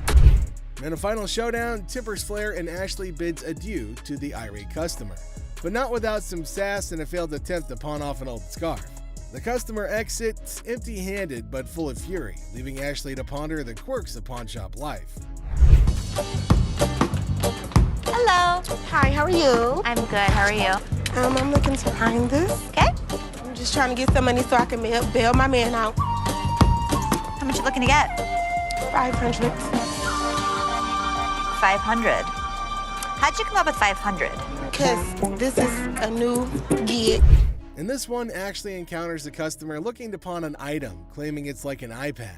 Now, Ashley questions the uniqueness, and the customer insists that it's a new gig and demands $500 for it. Ashley is incredibly skeptical. So I should get gig? Yes. This is a pad. This is an iPad? It's something like an iPad. I'm just curious, how? How would you use this as an iPad? It's something like an iPod. Ashley challenges the customer's understanding, questioning how the item could be similar to an iPad. The customer struggles to explain, resorting to sound effects.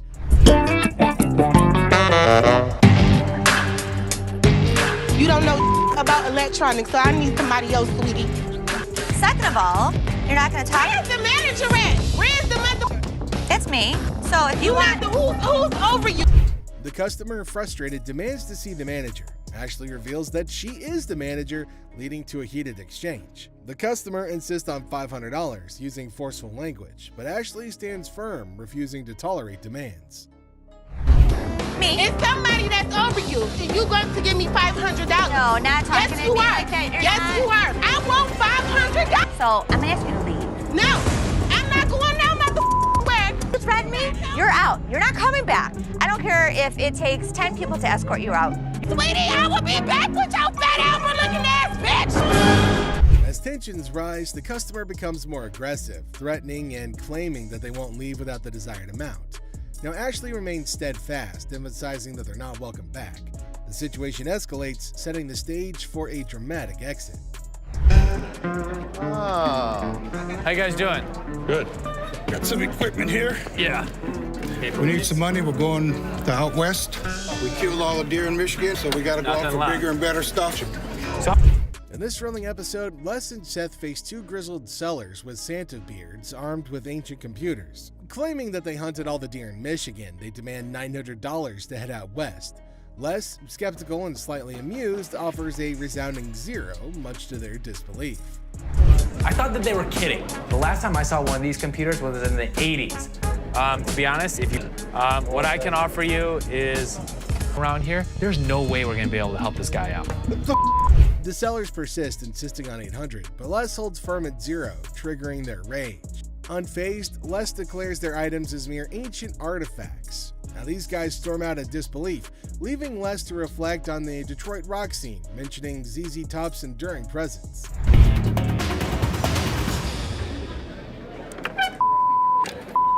Have a good day. So much. You too. You know, I couldn't. ZZ Top is still in Detroit. And an unexpected twist, an irate man drops and breaks an item. Tempers flare and Les kicks him out, declaring, "Get your ass out of here." Now, their retort is drowned out by Les emphasizing that they're taking care of business. Detroit's toughness showcased in a humorous security job offer.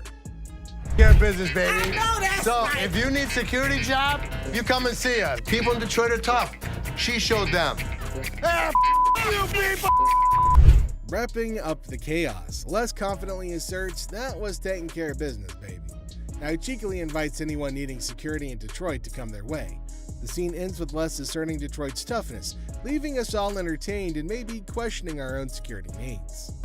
The seller aims high at $150, but Les offers a mere $10. The seller demands to see the manager, mistaking another employee for one. He refuses Les's crackhead price offer, leading to escalating tension. I can go $10. $10. $10, yeah. The seller refuses to budge until he gets his $150. Threats fly and Les makes Seth, the dealer, greets a man approaching with an earring emergency because his little red Corvette broke down. Classic.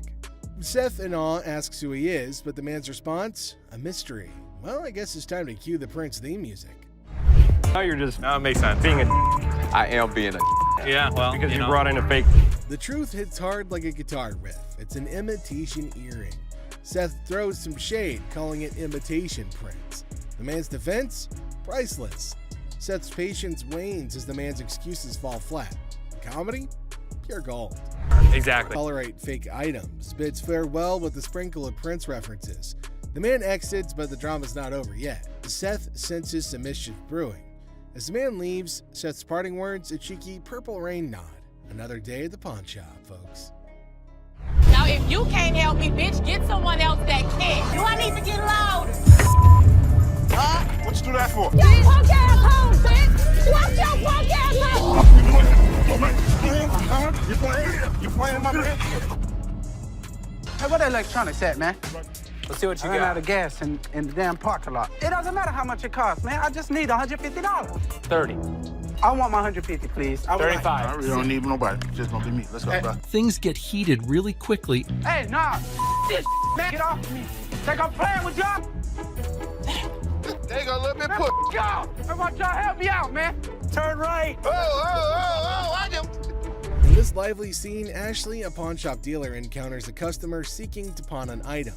With a comical twist, the customer explains her predicament, having lost all of her money at the casino and now seeking to pawn her car seat, albeit without its base. She hilariously demands assistance, unaware of the impossibility of the situation.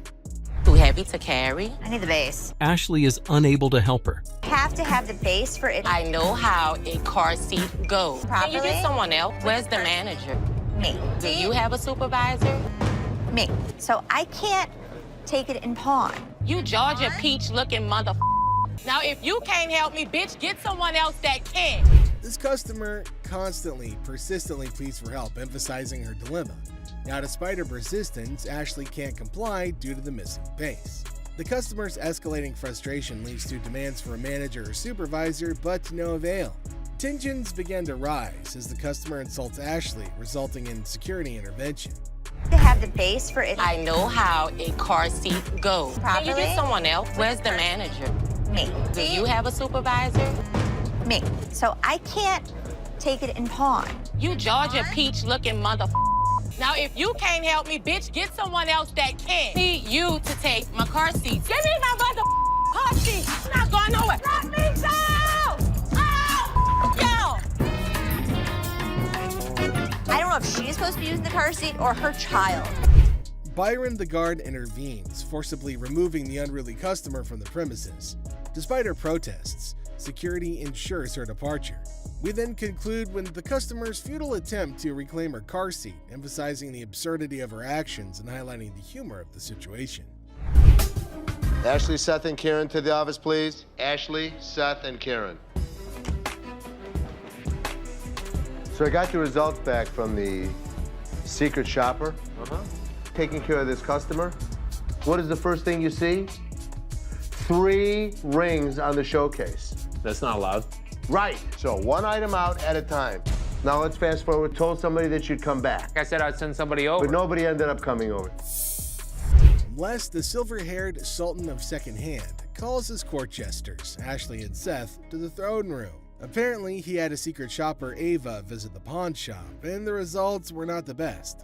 Ashley and Seth exchange nervous glances, wondering if Les is going to unleash his legendary roar or just some good-natured pawn. That you'd come back. I said I'd send somebody over. But nobody ended up coming over. Now, how about this one? Wait till I show you this. I yawned. In front of a customer? Maybe that happened one time out of like maybe the past 20 years that I've been here. That particular day. Les unleashes his claws. He throws Bobby under the bus for displaying 3 rings at once, a cardinal sin in Lesland. Then he tears into Seth for taking too long to help a customer, accusing him of being slower than a pawnbroker on vacation. Ashley, sensing an opportunity, crosses her arms and silently whispers, "Uh-oh, somebody's feeling the heat." Look at how Linda took care of this person. This would run you $1,700 here. That's the best way to go. Look at how he's showing the television set. In Steve's report. And let me show you who got a 98 out of 100. Karen. Look at the way that she's handling the customer. I'm so happy I was able to help you today. 98. Les shifts his focus, showcasing the shining examples of Linda and JP.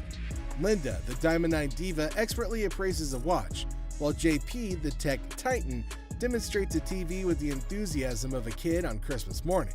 Ashley takes a mental note, scribbling, "Be more Linda, less Seth" on her pawn-shaped notepad. 98. The most important thing that we have to offer is customer service. You could learn something from me. A rose near 2 thorns. Les, I'm just doing my job. I'm very proud of you. Les reveals the ultimate scorecard. Karen, the customer service queen, scored a perfect 98. Ashley and Seth slump in their chairs, feeling like yesterday's jewelry. But Les throws Ashley a bone, calling her a rose between 2 thorns. A not-so-subtle dig at Seth. So Ashley puffs at her chest, basking in the rare praise, while Seth silently vows to outshine Karen next time. Is there something you need help with? No, I'm just browsing. Okay, sounds good. Anything catches your eye that you want me to pull out? I was kind of looking at some of these watches. Okay. Something wrong? Yeah, my phone. I just let my... Did you take my phone? On the showcase. In a pawn shop far, far away from common sense, a customer's quest for an invisible phone turns the store into a circus. Imagine a magician's act gone wrong. Now add grumpy customers and confused employees. It's a comedy of errors where the only thing missing is the phone that everybody's looking for. Look, I ain't crazy, damn it. I just laid my phone there. Yo, you better get off because get the manager. You Another customer in the store. You have got to get out. Yo, please, listen. As chaos reigns supreme, the invisible phone saga transforms into a slapstick showdown. Consider a scene from a stupid action film, but with canes instead of firearms, and insults flying quicker than a swarm of birds. It's like a sitcom on steroids, with each character competing for the title of most absurd performance. I'm out of here, yo. Their business outside. Nobody don't got time for this, yo. Get this old ass. Hey, what's your problem? Oh, my God. Heaven's sake. You ain't gonna need that cane. Go ahead, put the cane down. Chill out. Gangsta, calm down. Yeah, all right. Man, don't hurt nobody. And watch how you use that cane. Shut the hell up. You got grandkids? Granddad. Have a nice day. Now, as the dust settles, the pawn shop resembles a battlefield of comedic proportions. With tempers cooled, the invisible phone remains the elusive star of this absurd show. And when the curtain falls on this hilarious display, only one thing is certain: nobody's gonna leave with their sense of worth intact. Hi, I'm trying to pawn this train. Yeah, we won't be able to take this. Why you want me to take? Why are you screaming? Because I want my mother money. I'm a boss. That's what I do. Get my money. You're gonna come and get it? One way or another. All right, well, I'll come and give it to you. Yeah. So this guy strolls in all confident, trying to pawn off some chain. He's like, I want $250 for this. But hold up, it's faker than a $3 bill. The drama unfolds as he demands his mother money and threatens to take it by force. Oh man, well, we got ourselves a boss in the making right here. Where's it at? Back up. Okay. First of all, that's not real.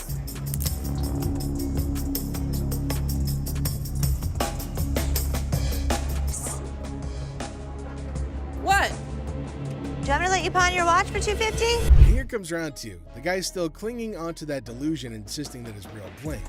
However, they're not having any of it, threatening to remove him if he doesn't turn down the volume. But at least he's willing to compromise. Now, will he finally accept reality, or is he going to keep shouting his way to nowhere? I'll take the $250. Wow. Changing a tone now. Yeah. Want to follow me this way? Thanks for helping me. Oh, take a look at that. The guy finally got a soft spot and finally ready to see reason. $250? Yeah, sure. Talk about a change of tune. And with that, he's off to his next journey. Hey, how you doing? Hi, how are you? I'm all right. My girlfriend, she came up here and she got rid of my Xbox 360 and I came up here to get it back.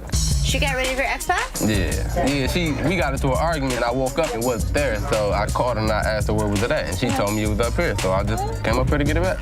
Okay, it's not just gonna give you your 360. You just need to give me my stuff. No, I don't need to do anything I don't have no ticket. Okay, you done? Y'all just need to hand me my because I'm gone. You gonna what? Was y'all supposed to have some security guards or something? Y'all looking at me and He can look at whoever he wants. He's our guard here. So. Like I was saying, can I just have No. Can I just have So here's this guy, right? He waltzes into the shop like he's lost his favorite pair of socks in the laundry. Turns out his girl threw out his Xbox 360. And he's all like, I need it back. And Ashley's there, cool as a cucumber, asking for a ticket. Ticket to what? The Xbox amusement park? Classic mix-up. Another one? Well, let me just look for one that I want to grab. Okay, you go that way. I'll show you some. Wait, right hey, what those here, 360s there, bro? I'll sell you one for $200. No, I can grab one for free. Excuse me? Now the guy's on a mission, but Ashley's playing hardball. No ticket, no Xbox, she says. But our hero ain't having it. He's all like, just give me my stuff. Like, bro, do you even have a receipt? And then he tries some Jedi mind trick about grabbing one for free. Nice try, buddy, but this ain't a buy one, get one free sale. Oh, I got the feeling that, yeah, he really into video games because he tried to warp out of here to like another world. You know what I'm saying? Get out of here. Get the out. Now. All right, Don't ever step back. You gonna make me move? It pissed me off. I've never seen somebody run around my store like that. I've never seen somebody jump in a barrel. I've seen some crazy but never that. Then it gets wild because the guy hops into a barrel and attempts to warp out of there. Now Ashley's telling security to get him out of there, and it's an entire circus. The guy finally bolts, and Ashley's left scratching her head wondering what the heck just happened. Never a dull moment in the pawn shop. Hi, how are you? Got a little bit of a problem. Can't imagine why. My kids were playing around last night, broke my teeth. Now I have no teeth. They broke all your teeth? I had dentures. So they How'd were they playing. bring them? They flushed them down the toilet. And you want how much? About $300. $300. So I'm not gonna be able to give you $300. Two? No. See, the issue is It has to be a certain amount of weight. A woman with a smile like a jack-o'-lantern entered, claiming that her mischievous children flushed her dentures down the porcelain plunge. Now she offers a promise ring as collateral, hoping for $300 to buy replacements. Ashley politely informs her that it's more like a $10 promise, triggering a meltdown worthy of a Shakespearean tragedy. For me to pay you for the silver. Right, I understand it ain't worth all that, so what can you give me? $10 to buy it. No, I need more than $10. See, I have no teeth. Right, I go to work tomorrow. I'm not paying you for your teeth. Okay, well, what the can you do then? The woman launches into a guilt trip that would make even Mother Teresa flinch. Now Ashley stands firm, offering a measly $10 just to get rid of the verbal hurricane. But oh no, our toothless typhoon isn't satisfied. She throws insults like confetti, calling Ashley names that would make a sailor blush. Takes one to know one, doesn't it? Talk a lot of smart, bitch. I do, and so do you. Keep walking. Now what? I'm here. Now what? I'm here. Keep walking. Bitch, my car's this way. Lucky Ashley didn't knock the teeth out your mouth. Ashley, pushed to her limit, unleashes her inner dragon.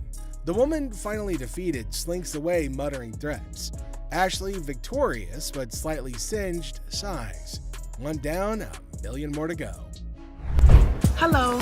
How are you? I'm fine. How are you? I like your nail polish colors. Thank you. What do we got here? A laptop? Laptop. You type in your password? What brings you in today? I just want to pound it in so I can give my sister some money. All right, I can do 150, and that's what I can do. Okay, can you do 165 or not? I can do 150.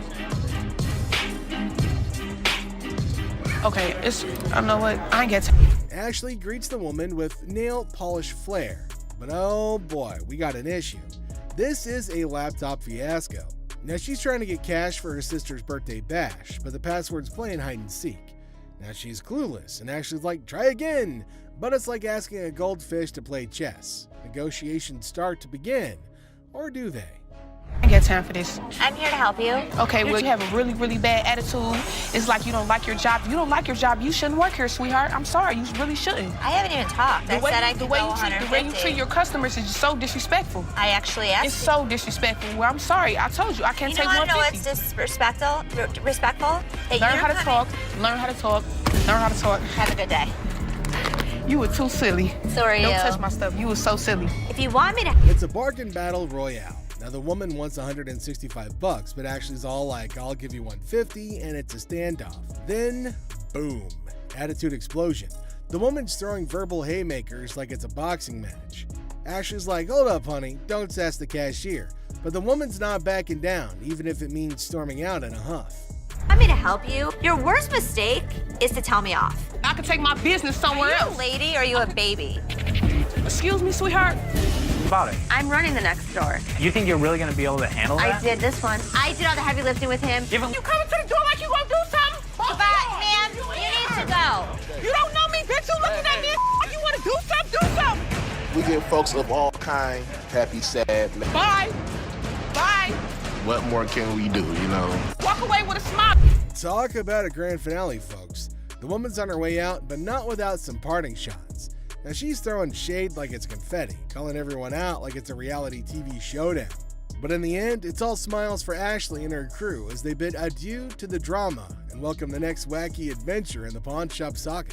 In the end, Robert storms out, swearing never to return like some kind of reality TV diva. Classic entertainment, folks. You couldn't make any of this up if you tried. You looking at mother? Get the off me. Hey, what the you look? I need my $20. $100.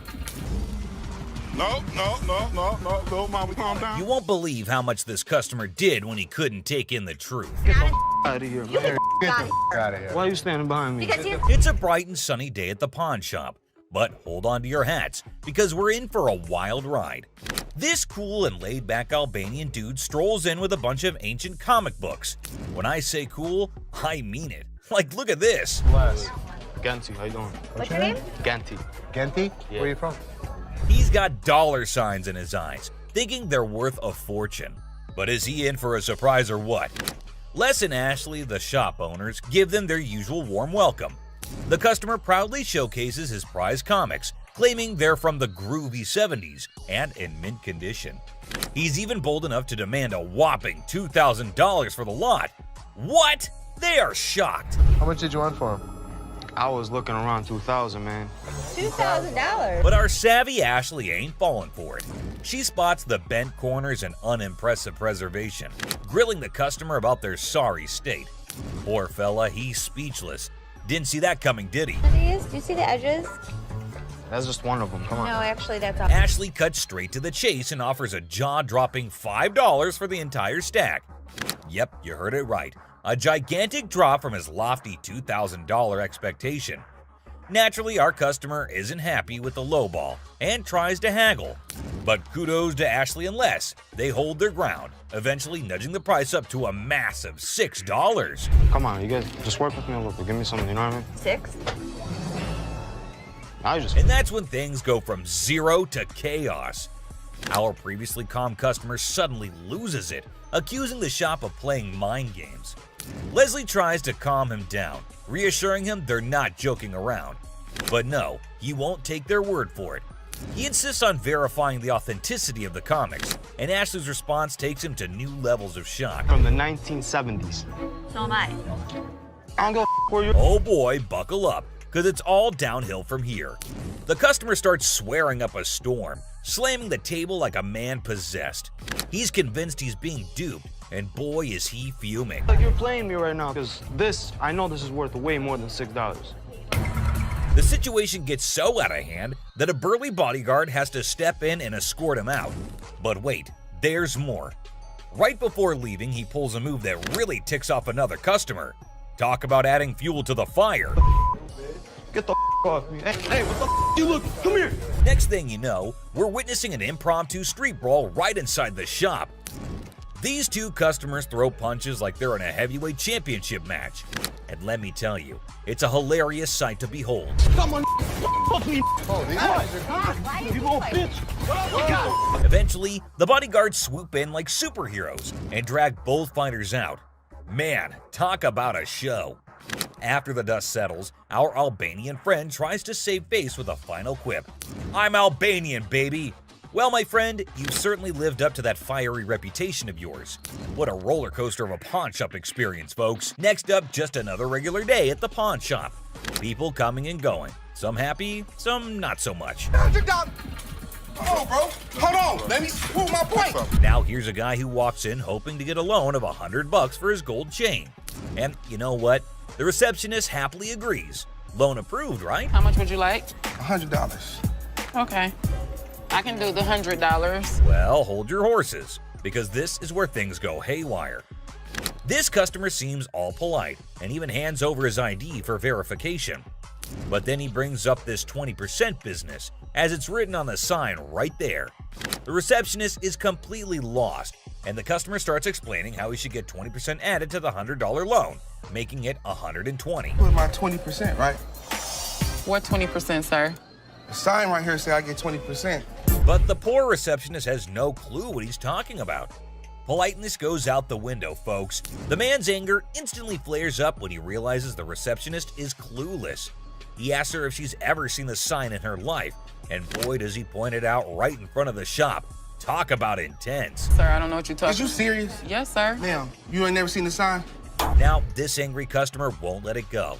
His voice keeps getting louder, drawing everyone's attention in the shop. I'm supposed to get 20%. You said you gonna give me 100. I get 20% of 100. We see as the bodyguard's on alert, and even Seth, the boss, steps out of his office to see what the commotion is all about. The man keeps angrily repeating that he's supposed to get that 20% with $100. When the receptionist refuses to budge, he demands to see the manager. Seth steps up and asks the customer to read the sign again. He patiently explains what it actually means. Another pawn shop, bring me in the ticket, and when you take it out of that pawn shop, I'll give you 20. But does our furious customer listen? No way. He's sticking to his guns, dead set on his demands. He even goes back and snatches the sign to show it to the receptionist and Seth. You can practically feel the tension, folks. If Seth wasn't behind that glass, this guy might have thrown a punch. Clearly, he's not thinking straight. That's when the bodyguard steps in and takes the sign away from him. Hey, straight up. My man, let this go. Let this go. 20%. 20%. The angry customer doesn't even give Seth a chance to explain. Oh boy, talk about rage blinding a person. This irate customer keeps shouting in the shop, demanding his 20%, hoping someone will back him up. Sir. Why? Well, because you're false advertising. I guess you think You're not letting. But here's where things escalate. This customer challenges Seth to step out of his glass office and face him like a man. Whoa, the temperature's rising in here. But Seth's having none of it. He tells him to get out since he's causing a ruckus. And you know what happens next? He gets escorted out by the bodyguard. And get this, he tries to take the sign with him. I'm getting something out this, bro. You down for the sign, my man. I'm gonna take you down. Gotta admit, that's a bit hilarious. But the bodyguard quickly snatches it back, and the customer keeps cursing as he leaves the shop. But wait, there's more. To show his anger, this guy grabs a harmless plant and throws it on the ground. $20 worth right there, bitches. Oh, man. What did the plant do to him? Seriously, what did the plant ever do to you, man? And off he angrily storms away. It's never a dull day around here, is it? This next lady has real poor luck, but it does not excuse her behavior. Wait, man. The door's right there. Have a good day. Cause you got a big dude, you think you hot? So this lady storms into the store demanding her stuff back, which happens to be just 2 TVs. The receptionist asks her for some ID and tickets as proof, but this lady is completely clueless. I need your ID or the tickets. My what? She doesn't have any of those things, and here comes the shocker. Her boyfriend pawned off her belongings. Can you believe it? Now she wants them back, and it's a pretty messed up situation to be honest. She explains to the receptionist that she can't provide the required documents because her no-good boyfriend isn't even around anymore. He left her high and dry. Ouch, that's gotta hurt. Now Ashley, who overhears the whole thing, initially sympathizes with this poor girl. But hold up, that sympathy doesn't last for long, and for good reason. I feel terrible for her, but I can't help her without her ticket. This customer suddenly loses her mind, like all the anger in the world has consumed her. And guess what she does next? Brace yourselves, people. She starts yelling and banging on the glass window, demanding her precious TV. Don't bang on my window! Seriously, that's not how you get things done. Even if someone is trying to help you, no one will tolerate that kind of behavior. Ashley, understandably furious, tells her to back off. The situation gets so heated that Ashley has to step out of the room to confront this unruly customer. And guess what? This lady has the audacity to threaten Ashley.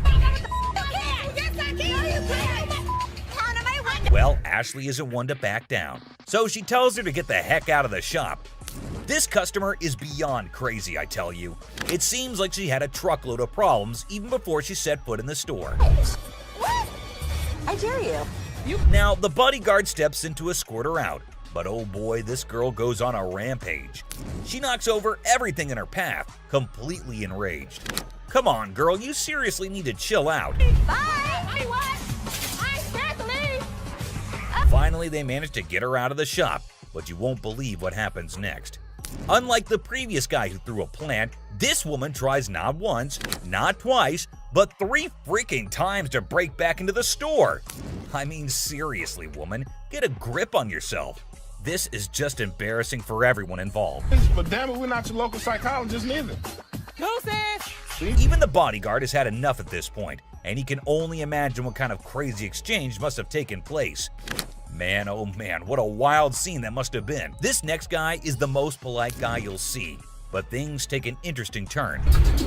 I'm trying to help you solve your issue. Well, folks, let me tell you about this wild encounter that went down, starting with a seemingly innocent greeting. Hey, how are you? I'm good, how are you? Well, actually, I'm not doing so good. Little did anyone know, trouble was brewing.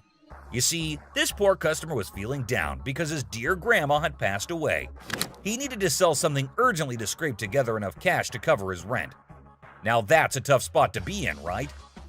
Enter Ashley, a real gem of a person. She genuinely empathized with this guy and offered a helping hand. So the dude decides to sell his late grandma's ring, thinking it's made of real gold and worth a fortune. Ashley, being the responsible gal she is, takes a good look at the ring to verify its authenticity. And guess what? It's not the real deal, folks. It's as fake as a knockoff Rolex. 300. Okay.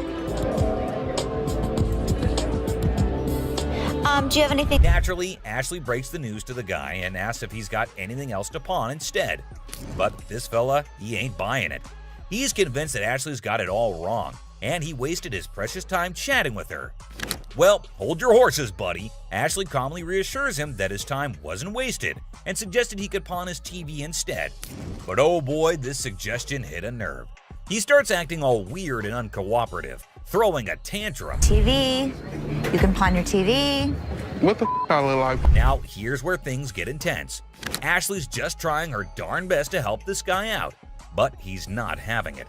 He demands his ring back and starts searching for someone else to deal with. I'm trying to do whatever I can to help him. This not making no sense. And when Ashley tries to explain that she's simply doing her job to lend a hand, it's like a switch flip inside this guy's head. He goes ballistic, questioning Ashley's every move and acting all erratic. It's honestly a bit scary, folks. Believe it or not, this fella has the audacity to tell Ashley to lower her voice, even though he's the one causing all the ruckus. Talk about pushing boundaries.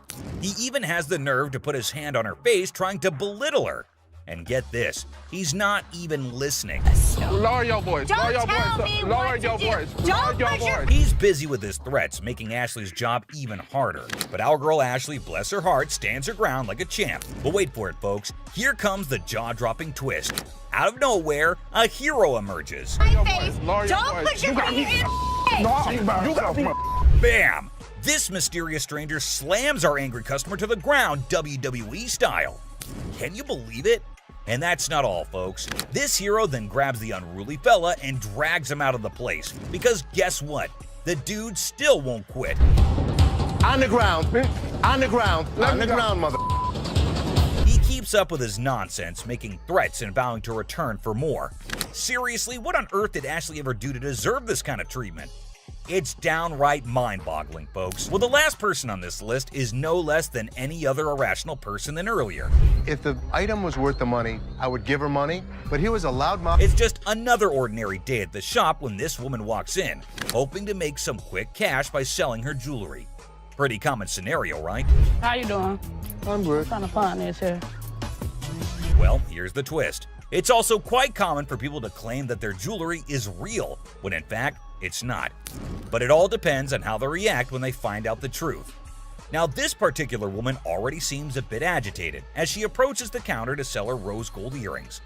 Les, the shopkeeper, takes a look at the earrings and bluntly informs her that the color is not real. Surprise, surprise. I can feel you. Okay, so what's up? They're not real. The woman didn't see that coming. Les goes on to explain why the color is faded, indicating that the earrings are not made of real gold. Now, you'd expect her to accept the reality and move on, right? Nope, not this lady. Instead, she comes up with a lame response like, well, duh, that's because it's rose gold. Seriously? I mean, it's common knowledge that when the color starts fading on real gold, it's a clear sign that it's not genuine. But this woman insists it's two-tone rose gold, while Les insists it's just some base metal. They were just base metal. It's not gold. Base metal is going to turn colors when you put chemicals on. Come on, lady, listen to the expert here instead of getting all rude. The fact is, base metal changes colors, not real gold. It's pretty clear that this woman just wants some money and has the audacity to demand $200 for those earrings.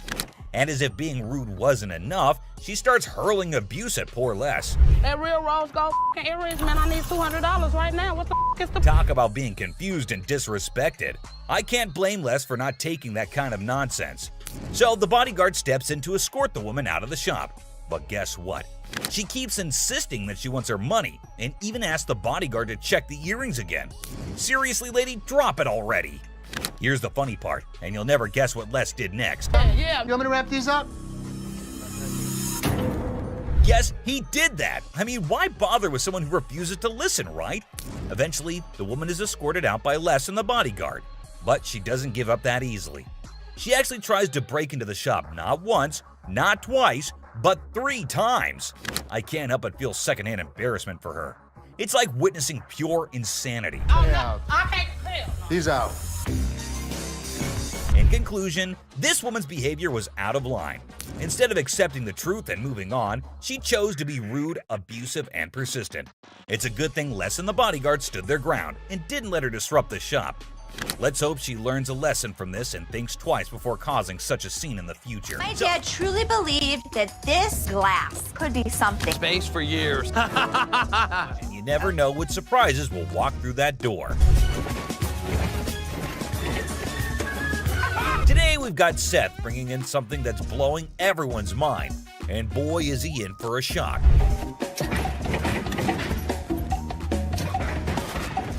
Our friend Penny rolls in with a rare 83 T-top Cutlass, Lowrider frames, and a fully customized beauty. Whoa, whoa, whoa! This is the stuff dreams are made of. These babies are like finding a needle in a haystack these days, and you can see Seth's eyes light up with excitement. Easy there, Seth, don't get too carried away. We see all types of old cars come through the store. Does it do the four-wheel hop? It could if you wanted it to. This amazing car is decked out with 4 switches and can hop up to 72 inches in the front. And guess what? If you're up for it, it can even do a 4-wheel hop. Talk about a versatile ride. If you wanted it to, it's equipped to. But it's very rare we see a tricked out car that actually jumps off the ground. This car is the real deal, folks. It's got all the bells and whistles you could imagine. How often do you come across a fully equipped ride like this? Seth can't help but admit that it's incredibly rare to see a car that's not only fully customized, but can also jump off the ground. He can't resist showing off, telling us about the car's 4 hydraulic pumps and a whopping 14 deep cycle batteries. More batteries mean more power, right? Seth and his buddy can't resist the temptation to hop in and experience it firsthand. And let me tell you, they are having a blast.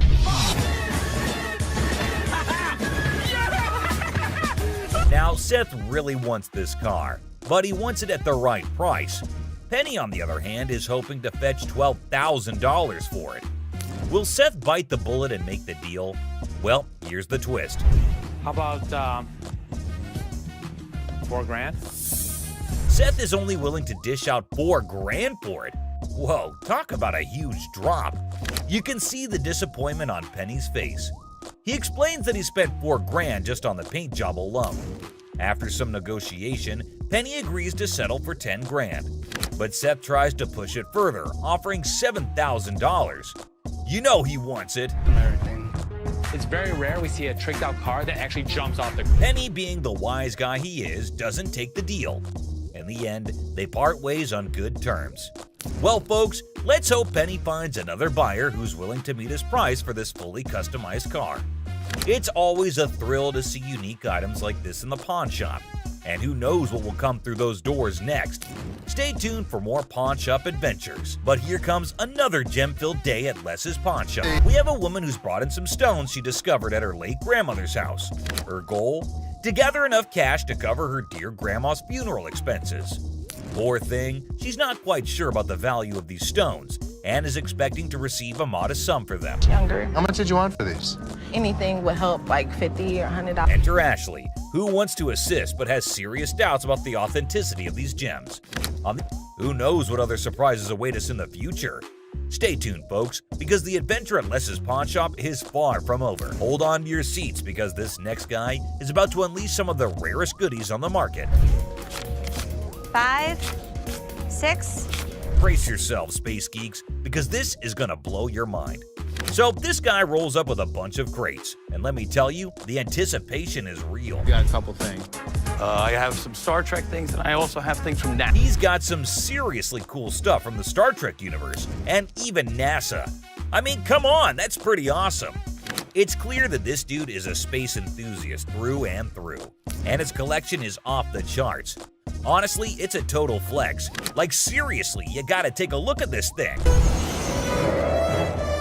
This is all the kind of stuff that you're into. Now, here's the kicker. Ashley confesses that she and her brother aren't exactly die-hard Star Trek fans. But guess what? Every time they get anything Star Trek related in their shop, it flies off the shelves. I'm not a Trekkie girl, my brother's not a Trekkie guy, but when we get Star Trek stuff in here, it flies off. Talk about a lucky break, huh? This guy managed to gather all these valuable items from various Star Trek conventions across the country, thanks to his gig as a truck driver. Talk about dedication to the cause. But wait, it gets even better.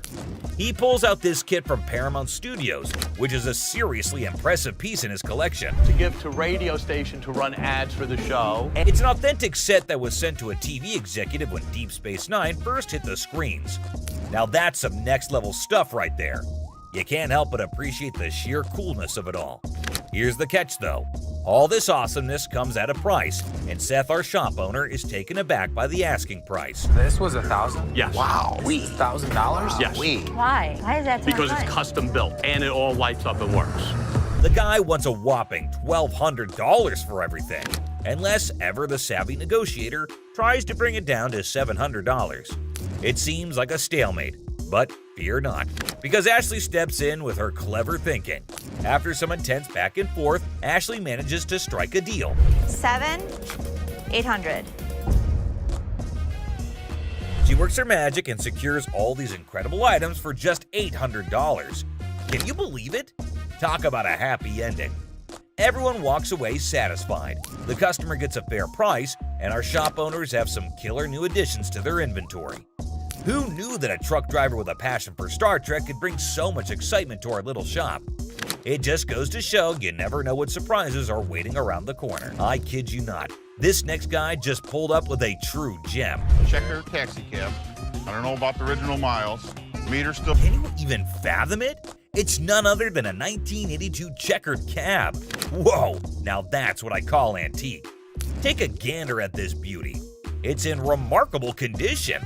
It's evident that the owner showered this car with lots of love and care. Kudos to him. Did you call for a cab? Did you call for a cab? Now, hold on to your hats because there's more to this story. Our daring duo, Les and Seth, decided to peek under the hood. Lo and behold, their jaws dropped. Look at that thing purr. Don't you lose money because you get there quicker? And it all goes... The engine looks splendid, almost brand new. How cool is that? But wait, there's a fascinating tidbit about this cab. Back in the day, they used to write the rates right on the taxi door itself. Talk about genius. This way, the rates were fixed, making it easier to attract customers. It's a shame we don't see this kind of thoughtful detail nowadays. The door. Did you see the rates on the door? Yeah, I did. The shut up one is one I like. And guess what? This car enthusiast doesn't just have one of these incredible cabs, but a whopping total of 4. 4, my friends! And out of all his prized possessions, he decided to part ways with one and sell it to this very pawn shop. As long as the price is right and it's in good condition, we can make a profit. Boy, oh boy, Les and Seth should count their lucky stars. Now brace yourselves for the asking price. This customer is seeking a jaw-dropping $10,000. Can you believe it? Les, being the inquisitive one, questions the reason behind such a hefty sum for what seems to be a mere antique car. Sensibly, Seth suggests that the customer take the car for a spin, just to ensure everything is running smoothly. Perhaps then they'll be able to negotiate a fair price. Good thinking, Seth.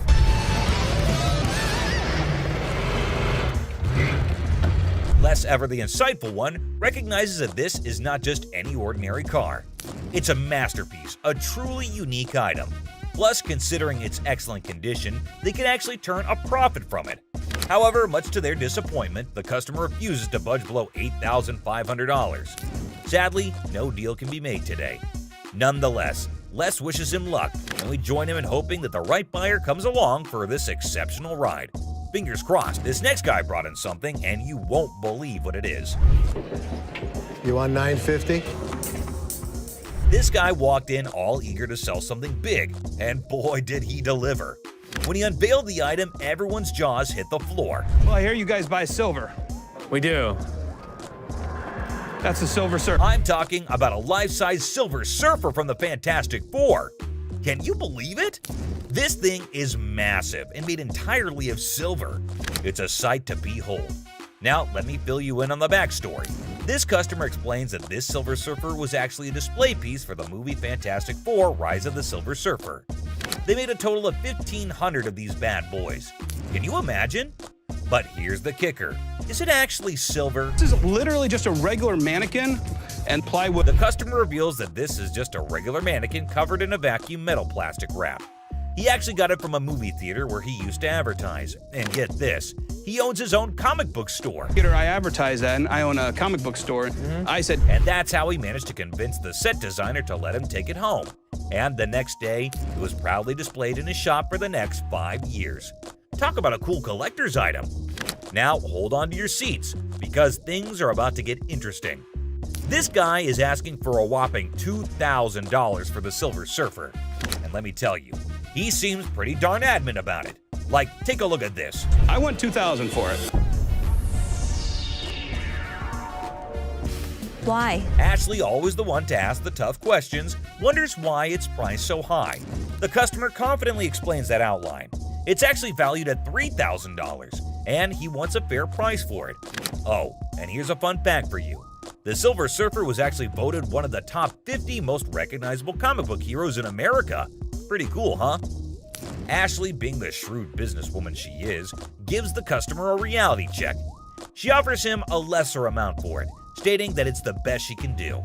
But the customer stands his ground and refuses to go below $1,000. That's quite a gap to bridge. To buy this from you for $500. But then in comes Seth, our resident genius manipulator. What he does next and how he convinces the customer will truly shock you.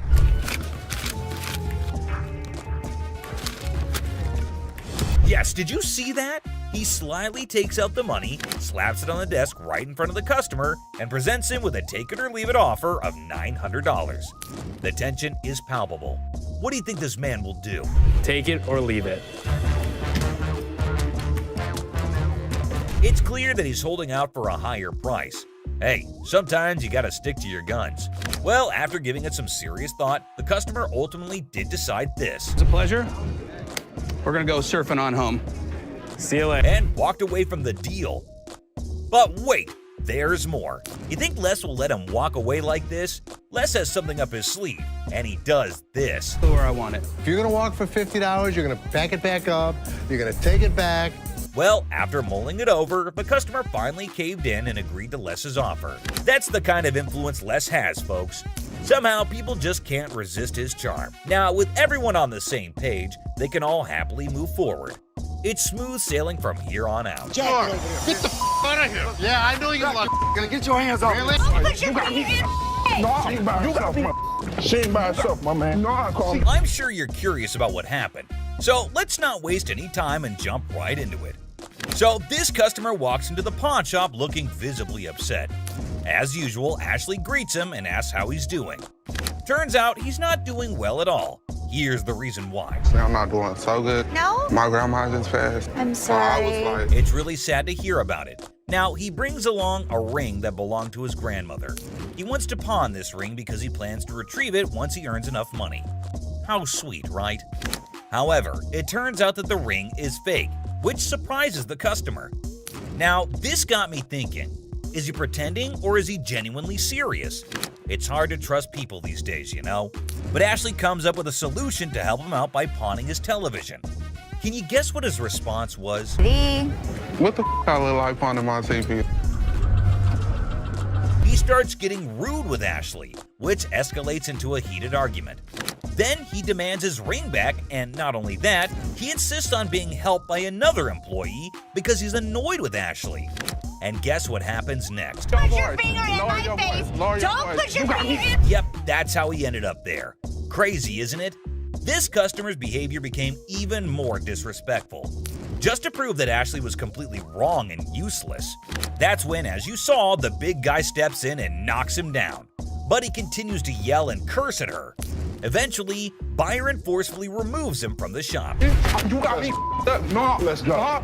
Man, let me go. Let me go, man. Just when he thought everything had settled down, the customer goes ahead and threatens Ashley, saying he'll come back to get her. Oh dear, that's the biggest mistake he made since entering the shop. We all know what happens when someone messes with Ashley, right? Well, brace yourself and see it for yourself. On the ground. On the ground. On the ground. Dang, the customer was literally scared for his life. Next up, it was just another normal day at this famous pawn shop called American Jewelry and Loan, located right in the heart of Detroit, USA. He comes in with his Xbox and immediately tells Les that he needs to get as much money as he possibly can for it. He knew that they probably get a lot of Xboxes anyway, so that does not set him apart from the rest of the regular customers. He reveals that he needs as much cash as possible, and it is all for his girlfriend. Now, Les wasn't sure if this guy was pulling his leg or being dead serious. And get this, they're accusing her of being involved in, wait for it, prostitution. Yeah, you heard that right. But, or maybe, just maybe, he's living in denial. Tough. Is this guy delusional or are the cops mistaken?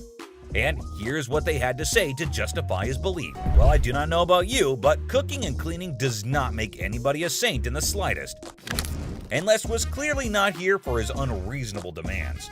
Take a look at his reaction. The customer then starts cussing at not only Leslie, which was $80, which is way far from a whopper of $300. He even put his finger on Leslie's face, and that is when he knew it was time for this guy to leave. And he did not make it easy or not. Well, at least they wished him a good day. Moving on to the next. You talking to? Alright folks, let me set the scene for you.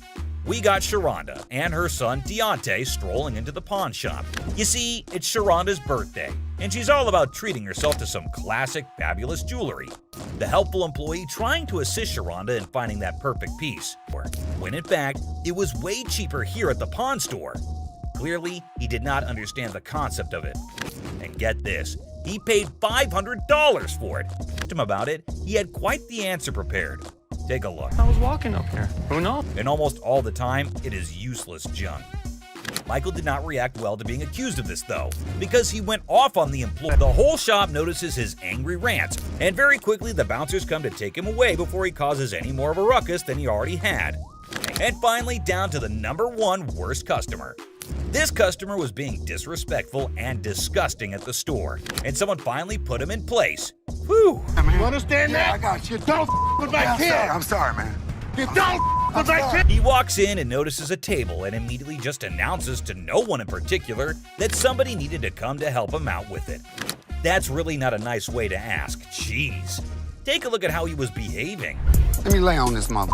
You see, was a sex table? So what?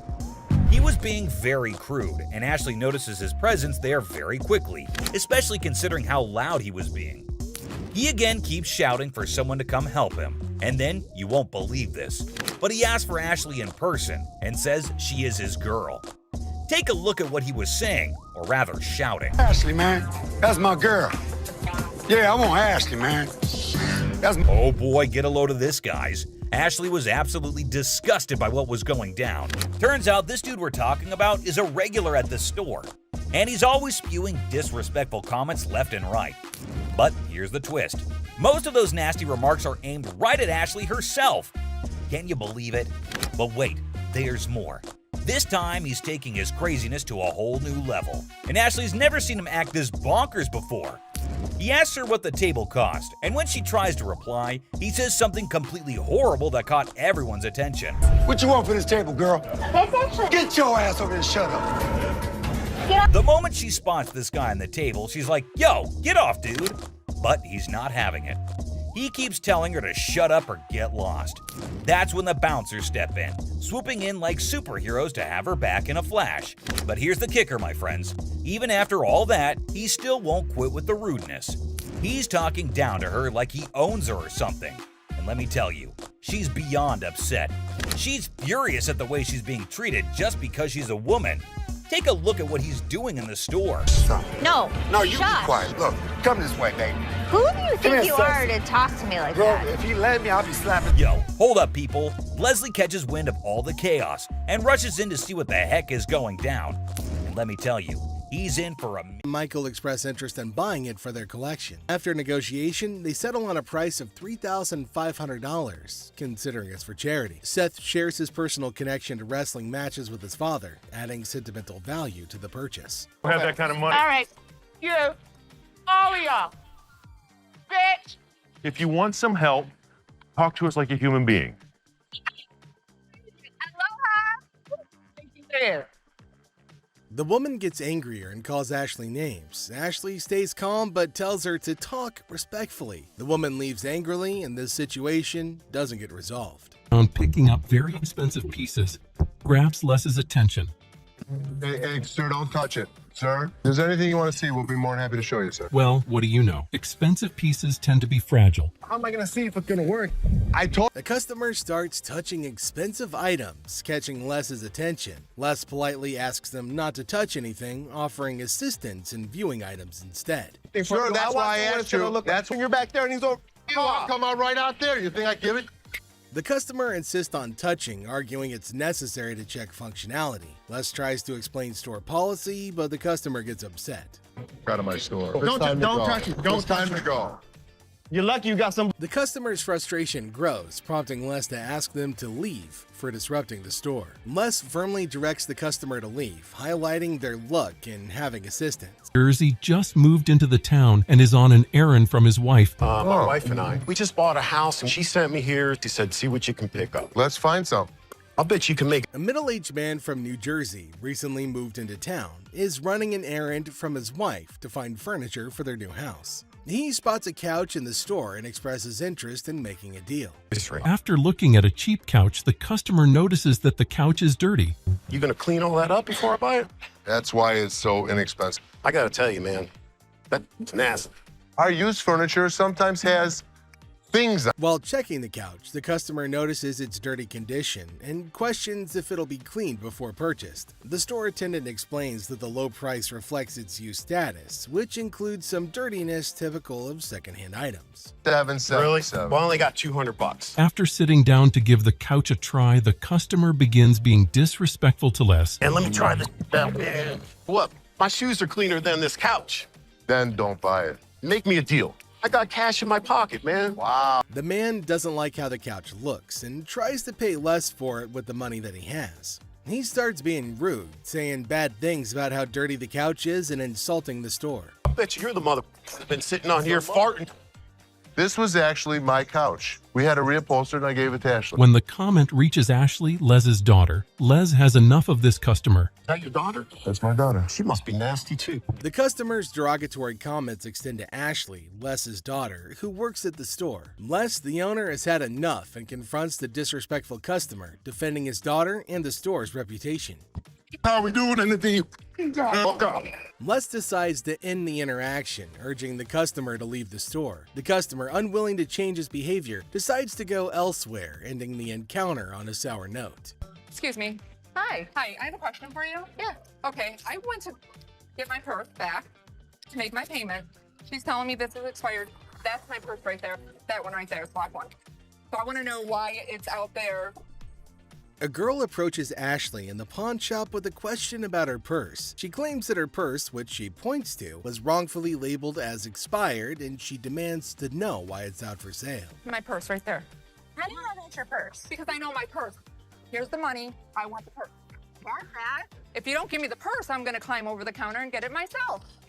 Just give me my purse.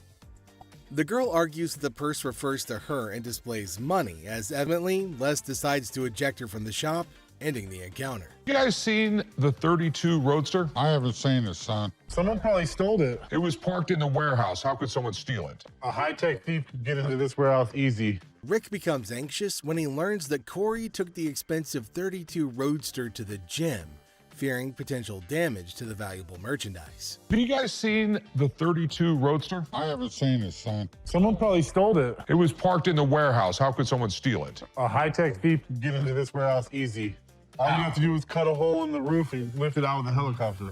To pick the lock. The conversation shifts to the possibility of the Roadster being stolen, with various theories proposed, including high-tech theft methods like using helicopters or hacking into security systems. Roadster around? I'm not driving it around. I just took it to the gym. That's driving it around.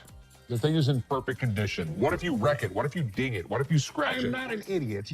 I'm your partner. Rick says he didn't drive the Roadster just for fun. He says he only took it to the gym. He defends himself from being called careless. He reminds everybody that he's a partner in the business. I can't believe my dad's giving me a hard time about this. I mean, what's the point of owning a pawn shop? Tensions raise between Rick and his father as they argue over the handling of the Roadster. Rick feels frustrated by his father's skepticism and restrictions, questioning the purpose of owning a pawn shop if he can't enjoy its items. later found out that the car was not nearly worth $68,000. His expert had failed to notice that the car was a hot rod. Later, Rick learns that the Roadster is worth a lot more than he realized, valued at nearly $68,000 due to its hot rod modification. So what can I help you with today? Got this ring right here. See how much it might be worth. Okay. I also wanted to know how much you guys. A customer brings in a ring for an appraisal and to inquire about pawning it for cash. He seeks to understand its value and potential loan amount. What are you talking about? You said you were coming in to get a receiver. Why'd you take my ring? Well, I wanted to see how much it was worth. Well, why'd you take my ring? Yesterday you said you needed bike parts and didn't have the damn money, and all of a sudden you got my damn ring. The problem started when Les checked the ring to see how much it's worth. The customer. However, Ashley stands firm, recognizing the futility of the scam and the level of wrongness involved. It's like trying to sneak a peek at the answer key when the teacher is watching. Yeah, that's not happening. First of all, don't talk to me like I'm an idiot. Give me my purse or I'm gonna come over that counter and get it myself. Oh my God. Get your hands off me. Have a nice day. Let's go. Walk yourself out, yo. With a swift resolution to this failed escapade, the girl finds herself unceremoniously escorted out of the store. Lesson learned. Ashley's scam radar is always on, and jumping over counters won't get you far in this pawn-filled drama.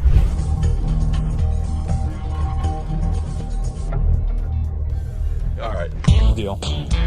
I think I got a good deal, and I know I'm gonna be able to make some money on it. I can't believe you spent that much. Whatever, Ash. I am fuming. My brother just spent $800. Enter the family feud. Ashley drops the bomb on her brother Seth, calling him a hypocrite. But why? Well, he casually throws around $880 for a painting, while Ashley, according to her, can't even snag a deal for $30. Sibling dynamics at their finest. But he'll yell at me over a $30 buy. Excuse me, Seth. What, Ash? I was just out there watching you do a buy for $880. So instead of working, you're watching me. I was out there, and you bought something for $880 when you gave me such crap about that $30 roulette table. I'm not buying plastic. I'm buying stuff that we can actually resell without a problem. We will never resell that. They will sit in the back and rot. Are you kidding? We'll put it around the third corner. We're gonna make $1,000 plus on the deal. Really, Ash? You know I'm gonna be upset. The plot thickens as Ashley confronts Seth about the apparent double standards. She probes into the intricacies of spending $880, questioning how bad it could be. Seth, in classic sibling fashion, argues that his purchases are all about resale value, a concept he conveniently forgets when it comes to Ashley's shopping habits. According to him, he's the revenue guru. You are just a hypocrite. She was just being ridiculous. I just want her to stop talking. Ash, what do you want from me? Apologize to me. Apologize? Apologize because you're such a hypocrite. You know what, Ash? I'm sorry. I'm sorry that you're a bitch. You, Seth. You're such an ass.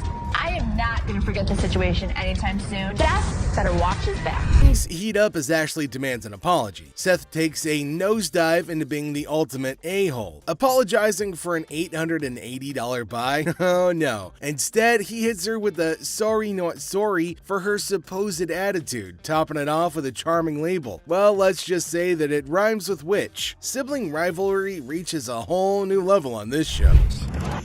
Two guys out here that are saying they were scammed out of their laptops, and that whoever did it is working with one of our guys. You want to come out and talk to him? All right. Thank you.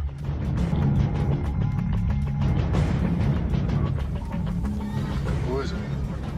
Les is hit with some unexpected news. A few guys claim that they've been pawned by a girl from the staff. Les, ever the detective, approaches the situation with a mix of suspicion and humor, wondering aloud if he's either unintentionally swindling customers or if bizarre customers have taken up a new form of thievery. Tell me. She pawned 2 of our laptops, and she told us she was gonna bring them out to the back. Some of it being, Okay, wait, you pawned something? Yes, she had to take it to When our did you pawn it? Today. Today, She okay. had to take it to our And the money? Yes. These two kids come in and talk about have some girl pawn 2 laptops. The plot thickens as 2 disheveled DJs step into the scene, laptops held hostage. The atmosphere turns somber as the weight of the situation sinks in. It's a strange occurrence that has everyone wearing expressions of confusion and concern. Les, with his seasoned cool, casually queries about the laptop's ownership, revealing they're registered under the mysterious girl's name. Split the money 3 ways, and one of my employees was gonna walk it out the back door. Either this is a new way for my employees to steal from me. To contact the owner because we want to. I am the owner. I'm just trying to switch the ticket so she can't have them. And it's in her name. No, that's why I wanted to know if I can't do it. The tension rises, but Les doesn't crack under pressure. Maturely handling the situation, he asserts that he needs the lowdown to work his magic and get those laptops back where they belong. It's a pawn shop mystery, and Les is the detective determined to unravel the peculiar case of laptops and loyalties. Because your sign is saying that I can get 30 days of free cash. If you're a new customer with those first 30 days, you can get interest-free loan. You only pay $1 per store. But it's saying if I brought a friend with me that I could get 30 days of free cash. It's for an interest-free loan. Okay, so there came a woman at the counter. Let's see what she's gonna come up with. Is she asking for free money? I think she might possibly be mad, though it is kind of funny that she's got enough courage to come up and ask for money without investing anything. Now, the lady at the counter frowned and asked her if she paid or not. Intriguingly, she hasn't paid anything, but she's still asking for money. Holy shit, what's wrong with some people? You're just misreading it. No, you're misreading it. That's not what the y'all sign is saying, bitch. It says I get free cash for 30 days in this month. You're not getting no free cash. Where does it say that? Who told you to get in there? You did. I'm not talking to you. I need my cash. I need my cash. It says it right here. Free cash. Oh, and to make matters worse, she started shouting at her. Everyone around started looking at her, wondering what the hell was going on. Seth and Les get a little furious as everybody's just standing around trying to figure out what's going on. She started bullying her, but the lady tried to explain to her again that she misunderstood the agreement and they're not just gonna give her free cash. But this lady's just not listening to anybody. Well, Seth then enters, so who knows what's gonna happen now. I brought my friend with me. If you get a loan and you refer a friend, you can get 30 days, interest free. That doesn't mean we're just gonna hand you cash. What do you have to pawn? Come on now. You don't have to talk. I'm the Don't screaming. Can you read? Read what No, it says. can you read? I can read. I can read. People was waiting to get her. You don't have to pawn. Shut up. Les entered and asked her whether she read the whole document or not, and she was not listening and constantly arguing and pointing to them as if they had done something wrong. Meanwhile, other women decided to intrude, and oh my god, it's gonna be funny. Looks like they've all decided to have a fight in the pawn shop. Wonder how that's all gonna end. And it looks like Les is gonna join in too. The other woman that just jumps in the middle. You gotta get in that blind. People gotta get out the. You gotta go.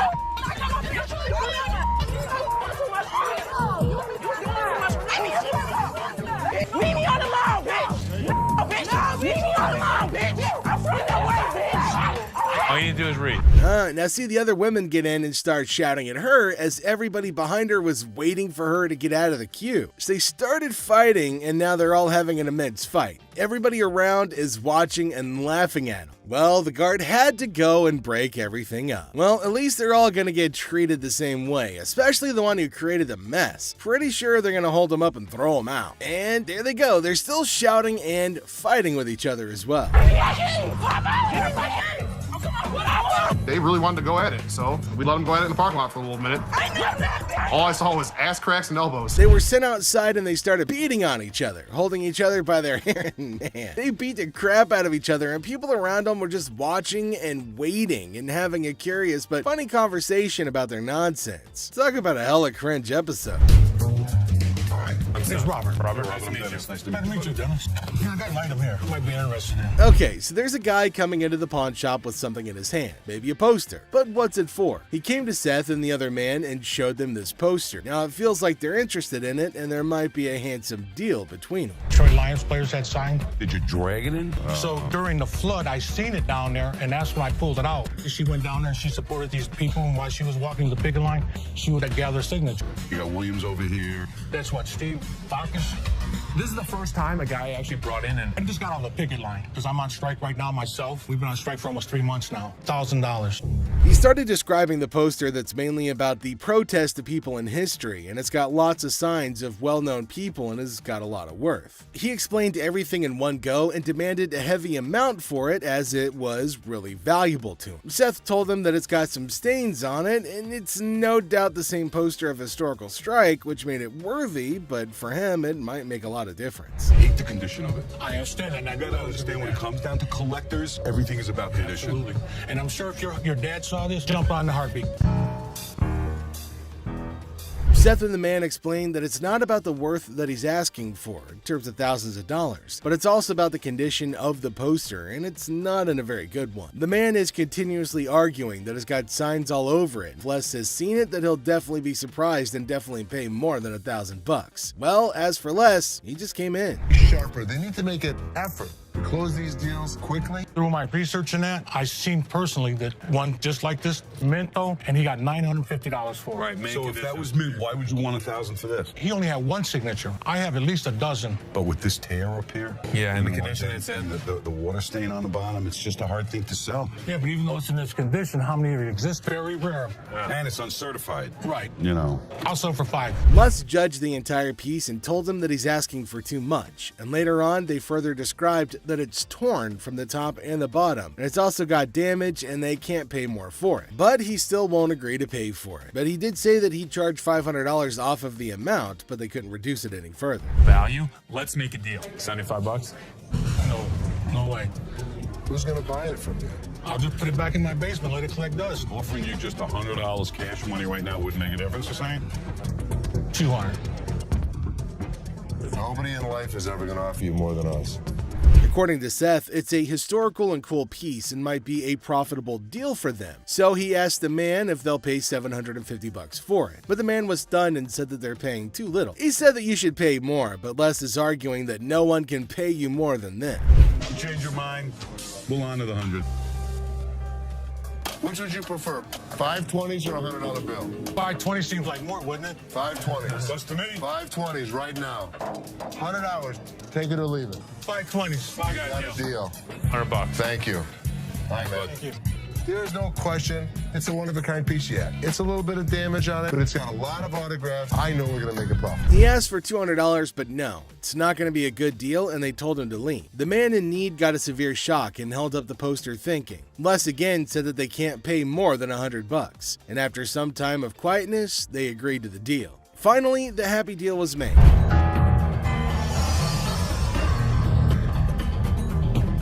This is the guy? Right there. Here they come again.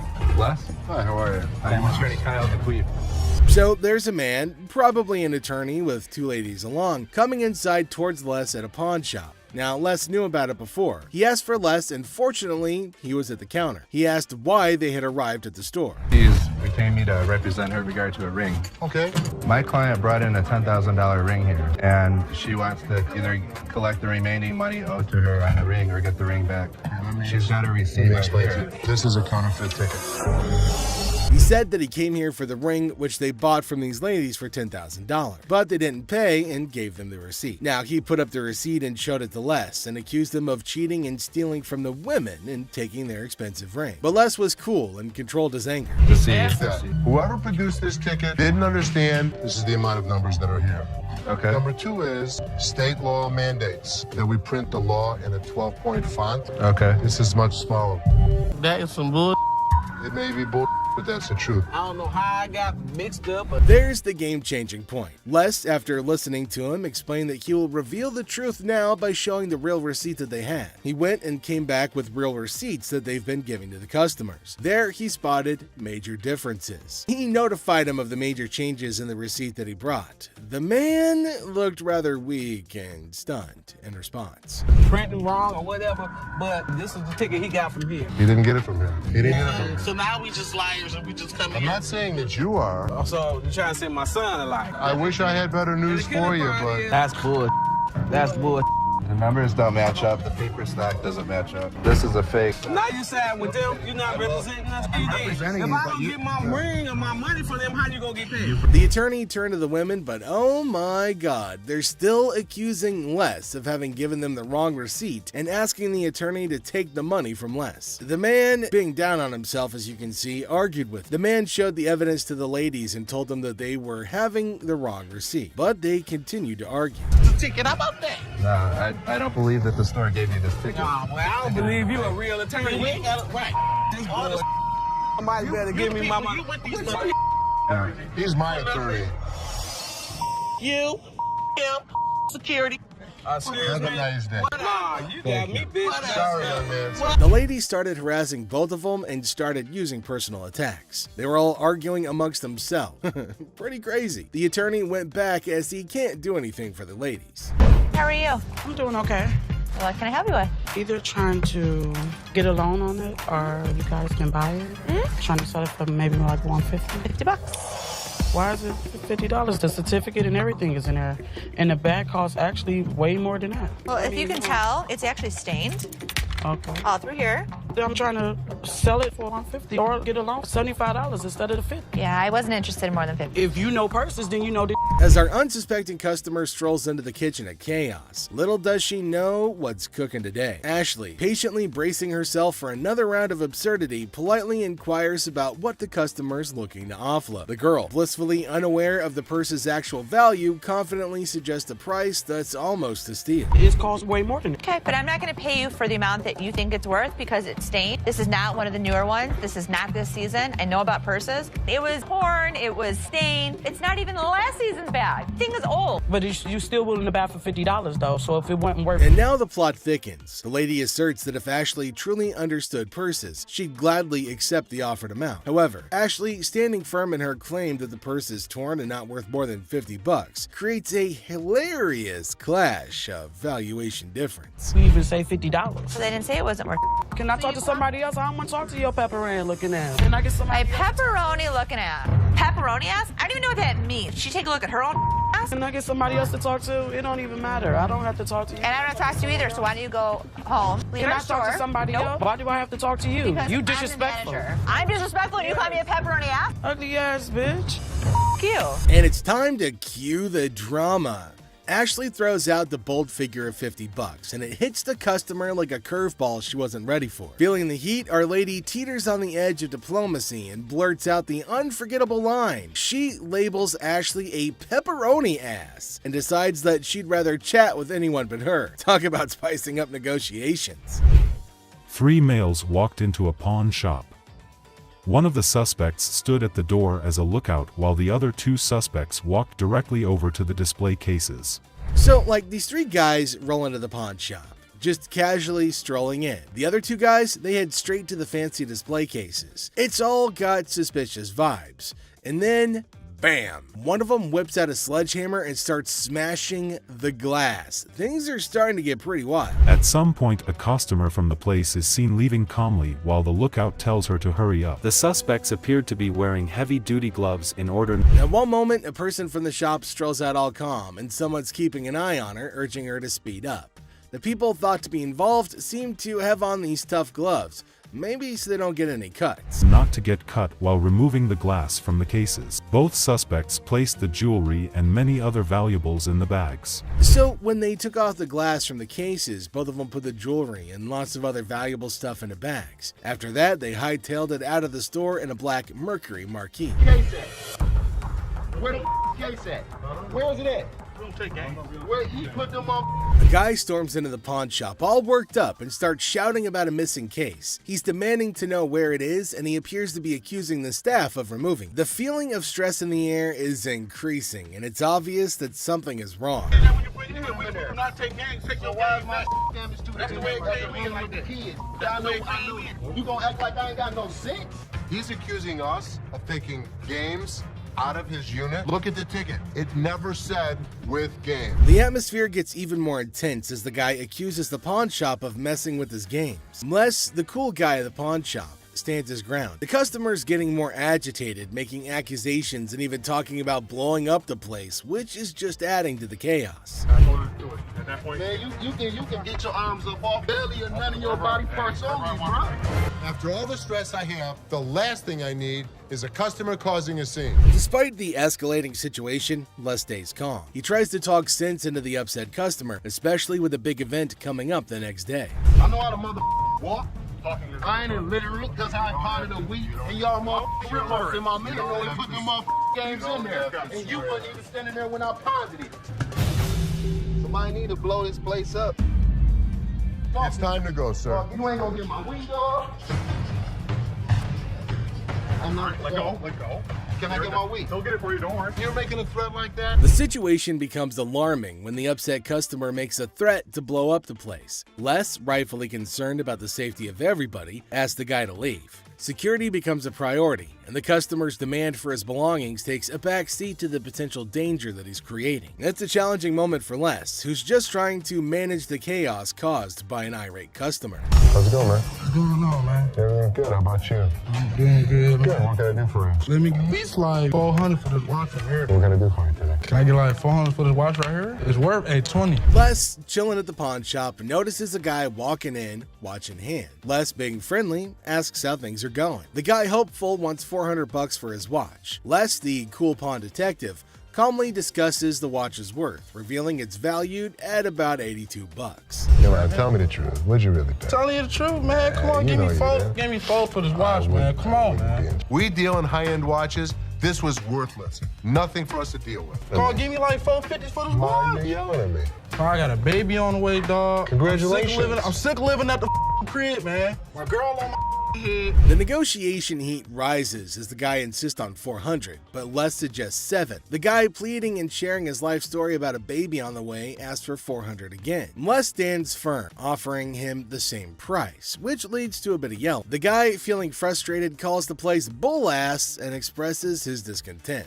You want $10? Oh, no, what do with $10? I have no idea. Go to Coney Island. Give me Coney Island is good. Coney Island, $10. Got a baby on the way to go do this to me, dog. What you looking like a crazy fool? The tension escalates, and the guy feels disrespected, using strong words and even threatening Les. Les, staying cool, suggests maybe he should have been given $400, hinting at a broken lamp that needs payment. The situation gets intense, with the guy considering if he should have taken the deal. Some cash for this watch, man. 400? Oh, I'm sorry. This is a ass place, man. This whole ass place, dog. Excuse me. You call it what? You call him a bitch? You? I'll knock you the out. You don't know who you talking to. Tell me. Dog, don't touch me, homie, dog. Touch me, dog. Then maybe he would have been able to pay me for the lamp that he broke. Yo, I'm off with you, dog. The guy, still upset, leaves the shop, but not without some fiery words. Les reflects on the encounter, realizing maybe he should have given $400 to avoid the chaos. The drama ends, leaving behind a mix of emotions and a used watch. Life at the pawn shop remains unpredictable and full of surprises. How you doing today? Hey, pretty good. How are you? Real good, thanks. I'm Les. I'm Randall. How are you? Randall, you got a hell of a grip. Wow. What the hell is it? Call it a ring. Okay. I didn't think it was a bus. How'd you get it? I just got it. This guy smelled like a brewery. Okay. How much did you want? I'd like $500 for it. Why? Why? Because I need it. Yeah, I got get you. 2 DUIs. A person walks into the pawn shop, catching Les's attention. Things start getting interesting right away. The person wants $500 for a ring and shows it to Les. Les, being curious, asks where the ring came from and why they want to sell it. The person gets really mad when Les asks questions. The intensity in the air rises as the person angrily explains why they're selling the ring. Les stays calm, making it a surprising and dramatic moment in the pawn shop. Well, if it was gold, I'd give you more than $500, but it's not real. I know it's worth $500 and you're gonna give me $500. Well, actually, if this was gold, but it was brass, it had no value. I understand. You have court issues. The problem is, I need $500 for it. I'm sure you do. Man, I don't know why you need. As the conversation continues, Les drops a bombshell. He tells the person that if the ring were real gold, he'd offer a whopping $2,500. Feeling a glimmer of hope, the customer suggests, just give me the $2,500 then. Expectantly awaiting a positive response, Les, with a touch of humor, reveals the harsh reality. He explains that the ring is fake, not even worth $500, and he won't pay that much for a counterfeit ring. You gotta give me something something for it. I can't give it to you. I'm sorry. Give it to me anyway. Wait, you can give me something for it. No. You give me something just don't for beat it. on the glass. This guy was drunk. You give me that ring back. Give me that. It's the. I ain't going nowhere. Man, get away from me. Yeah, I go. You man. In the midst of the ring discussion, a security guard quietly enters, taking a position behind the customer. The customer, desperate, pleads with Les to give him something for the ring, but Les, staying true to his detective skills, rejects the plea, emphasizing the ring's fake nature. Les, sensing trouble, comments that the customer seems drunk, adding another unexpected twist to the escalating situation. As the rejection sinks in, the customer, unable to contain his frustration, sits on the floor, declaring that he won't leave. The tension peaks as he becomes increasingly aggressive. The guard steps into action, forcefully dragging the defiant customer out of the store. But despite being escorted out, the customer continues to yell and make a scene. Oh boy. I see you sweating. Yeah. Must be hot outside. No, I was doing karate outside. You're doing karate? And judo. I'm Bruce Lee's sister. Really? Yeah. As the door jingles, a woman strolls into the pawn shop rocking winter clothes in the summer heat. Now she's chatting with Les, teasing him about the sweltering weather. She even claims to be a martial arts pro, throwing around Bruce Lee's name. The banter kicks off with a request for a karate move demonstration. She said she was Bruce Lee's sister. So what you got? The atmosphere takes an unexpected turn when the woman unveils a unique item, a mysterious fox mink. Les, unfamiliar with such creatures, engages in a lighthearted conversation to understand more about this fox mink. The woman, with a hint of mystery, reveals her intention to sell it. A mink fox? I don't know. I'm not into animals. Fox. I've heard of fox. I've heard of mink. So fox mink. Did you want to post? As the conversation unfolds, Les dives into the details of the fox mink, trying to grasp its worth. The woman shares anecdotes about the origins of the item, painting a vivid picture of its history. Les, playing the role of the detective, subtly negotiates and gathers information to figure out the best deal. Sell it. How much did you want for it? $50,000. The encounter concluded with the woman deciding to part ways with her fox mink. Les, using his seasoned charm, finalizes the deal. The quirky tale of the winter-dressed woman and her unique pawned item adds an unexpected twist to the usual pawn shop routine, leaving both parties with a memorable experience. Woman comes in to sell me a high-end bottle of liquor. Ma'am, I'm Is that what you're saying? You have no respect. When you want to take a person when they die, fit the liquor inside the bottle. and anytime you're going to belittle a person. Ma'am, I didn't belittle you. As the door chimes, the woman confidently walks in, clutching an empty liquor bottle. She aims for a bold move, attempting to pawn the bottle for a cool $100. Les, with his discerning eye, swiftly rejects the proposal, explaining that a filled bottle would fetch a better price. The woman, not thrilled with the response, raises her voice, demanding respect and expressing her discontent. I'll give you $100. It's not worth more than $100. Especially when you say I wouldn't give you $100. Don't you ever walk up to my dad. Hey, baby, don't point your finger. Life after this, don't you dare ever come in here again. In my face. I don't care, you're in my dad's store, and don't you ever think about coming in here again. Turn your ass around, badass out the door now. Where Ashley steps up like a superhero. Now she doesn't just cool things down, she straight up shuts the woman down. With confidence, Ashley tells her to leave and never come back. Suddenly, the chaos turns into quiet thanks to Ashley's quick and firm action. Son of a bitch. Where the hell is he? Rich! He's on the floor. People are waiting to pay us for their merchandise. He's not there. We're losing money. I've had Rich's back. In the heart of the pawn shop, Les faces a moment of frustration and disbelief. The absence of Rich, a trusted ally for over 2 decades, leaves Les feeling betrayed. The urgency of customers waiting to make payments adds to the tension, and the weight of loyalty becomes a central theme in this unexpected turn of events. Since the first day he came here, over 20 years ago. I feel betrayed. Didn't I just have an employee meeting to tell everybody that they need to step up on their game. I'm watching you and Bobby J talk to these two girls. You're out there trying to sweet talk them, trying to bullshit with them. I'm looking for you in layaway. Where the hell are you? I gotta sit in layaway all day long and just wait for something to happen. As the minutes tick away, the atmosphere inside the pawn shop grows more intense. Les reflects on his long-standing support for Rich, highlighting his sense of loyalty that spans a quarter century. He recalls a recent employee meeting where he emphasized the need for everyone to step up their game. Disappointment and frustration seep into his words as he confronts the situation, a pawn shop mystery intertwined with personal and professional loyalties. I'm watching you and Bobby J talk to these two girls. They're out there trying to sell their jewelry. You're out there trying to sweet talk them, trying to bullshit with them. They end up walking out the front door. You put me in a position that you were the next to go. In this pivotal moment, Les delivers a stern warning to a fellow employee, Bobby J. The scene unfolds with Les observing interactions and attempts at sweet-talking customers. The threat of termination looms as he recounts the consequences of letting down the team. The dialogue underscores the severity of the situation and the potential impact on job security. Tension rises as Les grapples with the repercussions of the unfolding events. Rich, I'm out. Tell your dad to off. You up your job.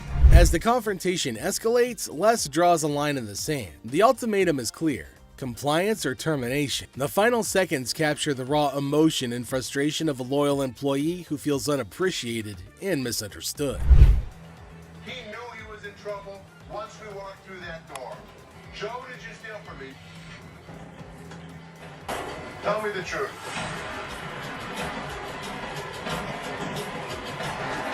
Inside the pawn shop, a sense of trouble looms as the head of security, Joe, faces a difficult moment. The air is heavy with anticipation as accusations are laid out. In a tense exchange, the truth emerges when Joe admits to stealing. The weight of the admission sets the stage for the unraveling of a trusted employee's actions. The detectives call in uniformed officers to put the cuffs on. And then he reaches into his pocket and pulls out an assortment of jewelry worth over $7,000. As the admission hangs in the air, the situation takes an unexpected turn. Detectives call in uniformed officers to apprehend Joe. A place built on trust is now shaken to its core as the true extent of the betrayal unfolds. You go this way.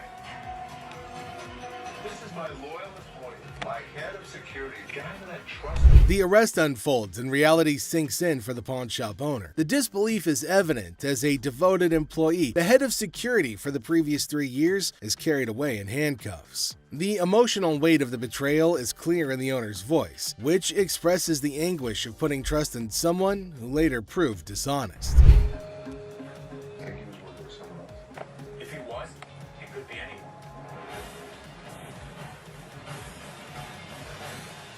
As the scene unfolds, questions linger in the air. The owner ponders the possibility of Joe working with someone else, leaving the situation shrouded in uncertainty. The aftermath of the betrayal raises concerns about potential accomplices and adds another layer to the unfolding drama. The final seconds leave the audience in suspense, contemplating the true extent of the security guard's actions. Are you her customer or mine? I'm talking to you. Come on. This lady got so irate because she wanted to be next in line. She wanted to be first. She felt that she was the most important out of every customer. You're next in line, so let me be right with you. Okay, well, come on. It doesn't matter. What the are you? You're not the police. I can talk to whoever I want to talk to. What are you going to do? You offer it now. In the opening scene, Ashley is at the counter with a lengthy line of customers. A sudden disruption occurs when a black woman attempts to cut in front of everybody else. Ashley confronts her, asking, "What are you doing?" The woman becomes upset, but Ashley firmly asserts, "You can't do that stuff here." Goodbye. Come back here. Let's talk right now. Take the receipt. What would you like to do with it, ma'am? I want to pay. Well, you have to go to those windows. No. I come to this line any other time. Not at this window. Okay, well, I'm not going to stand in the line. In the wrong line. Get in the other line. And I'm not going to get in another line. I'm going to walk straight up to the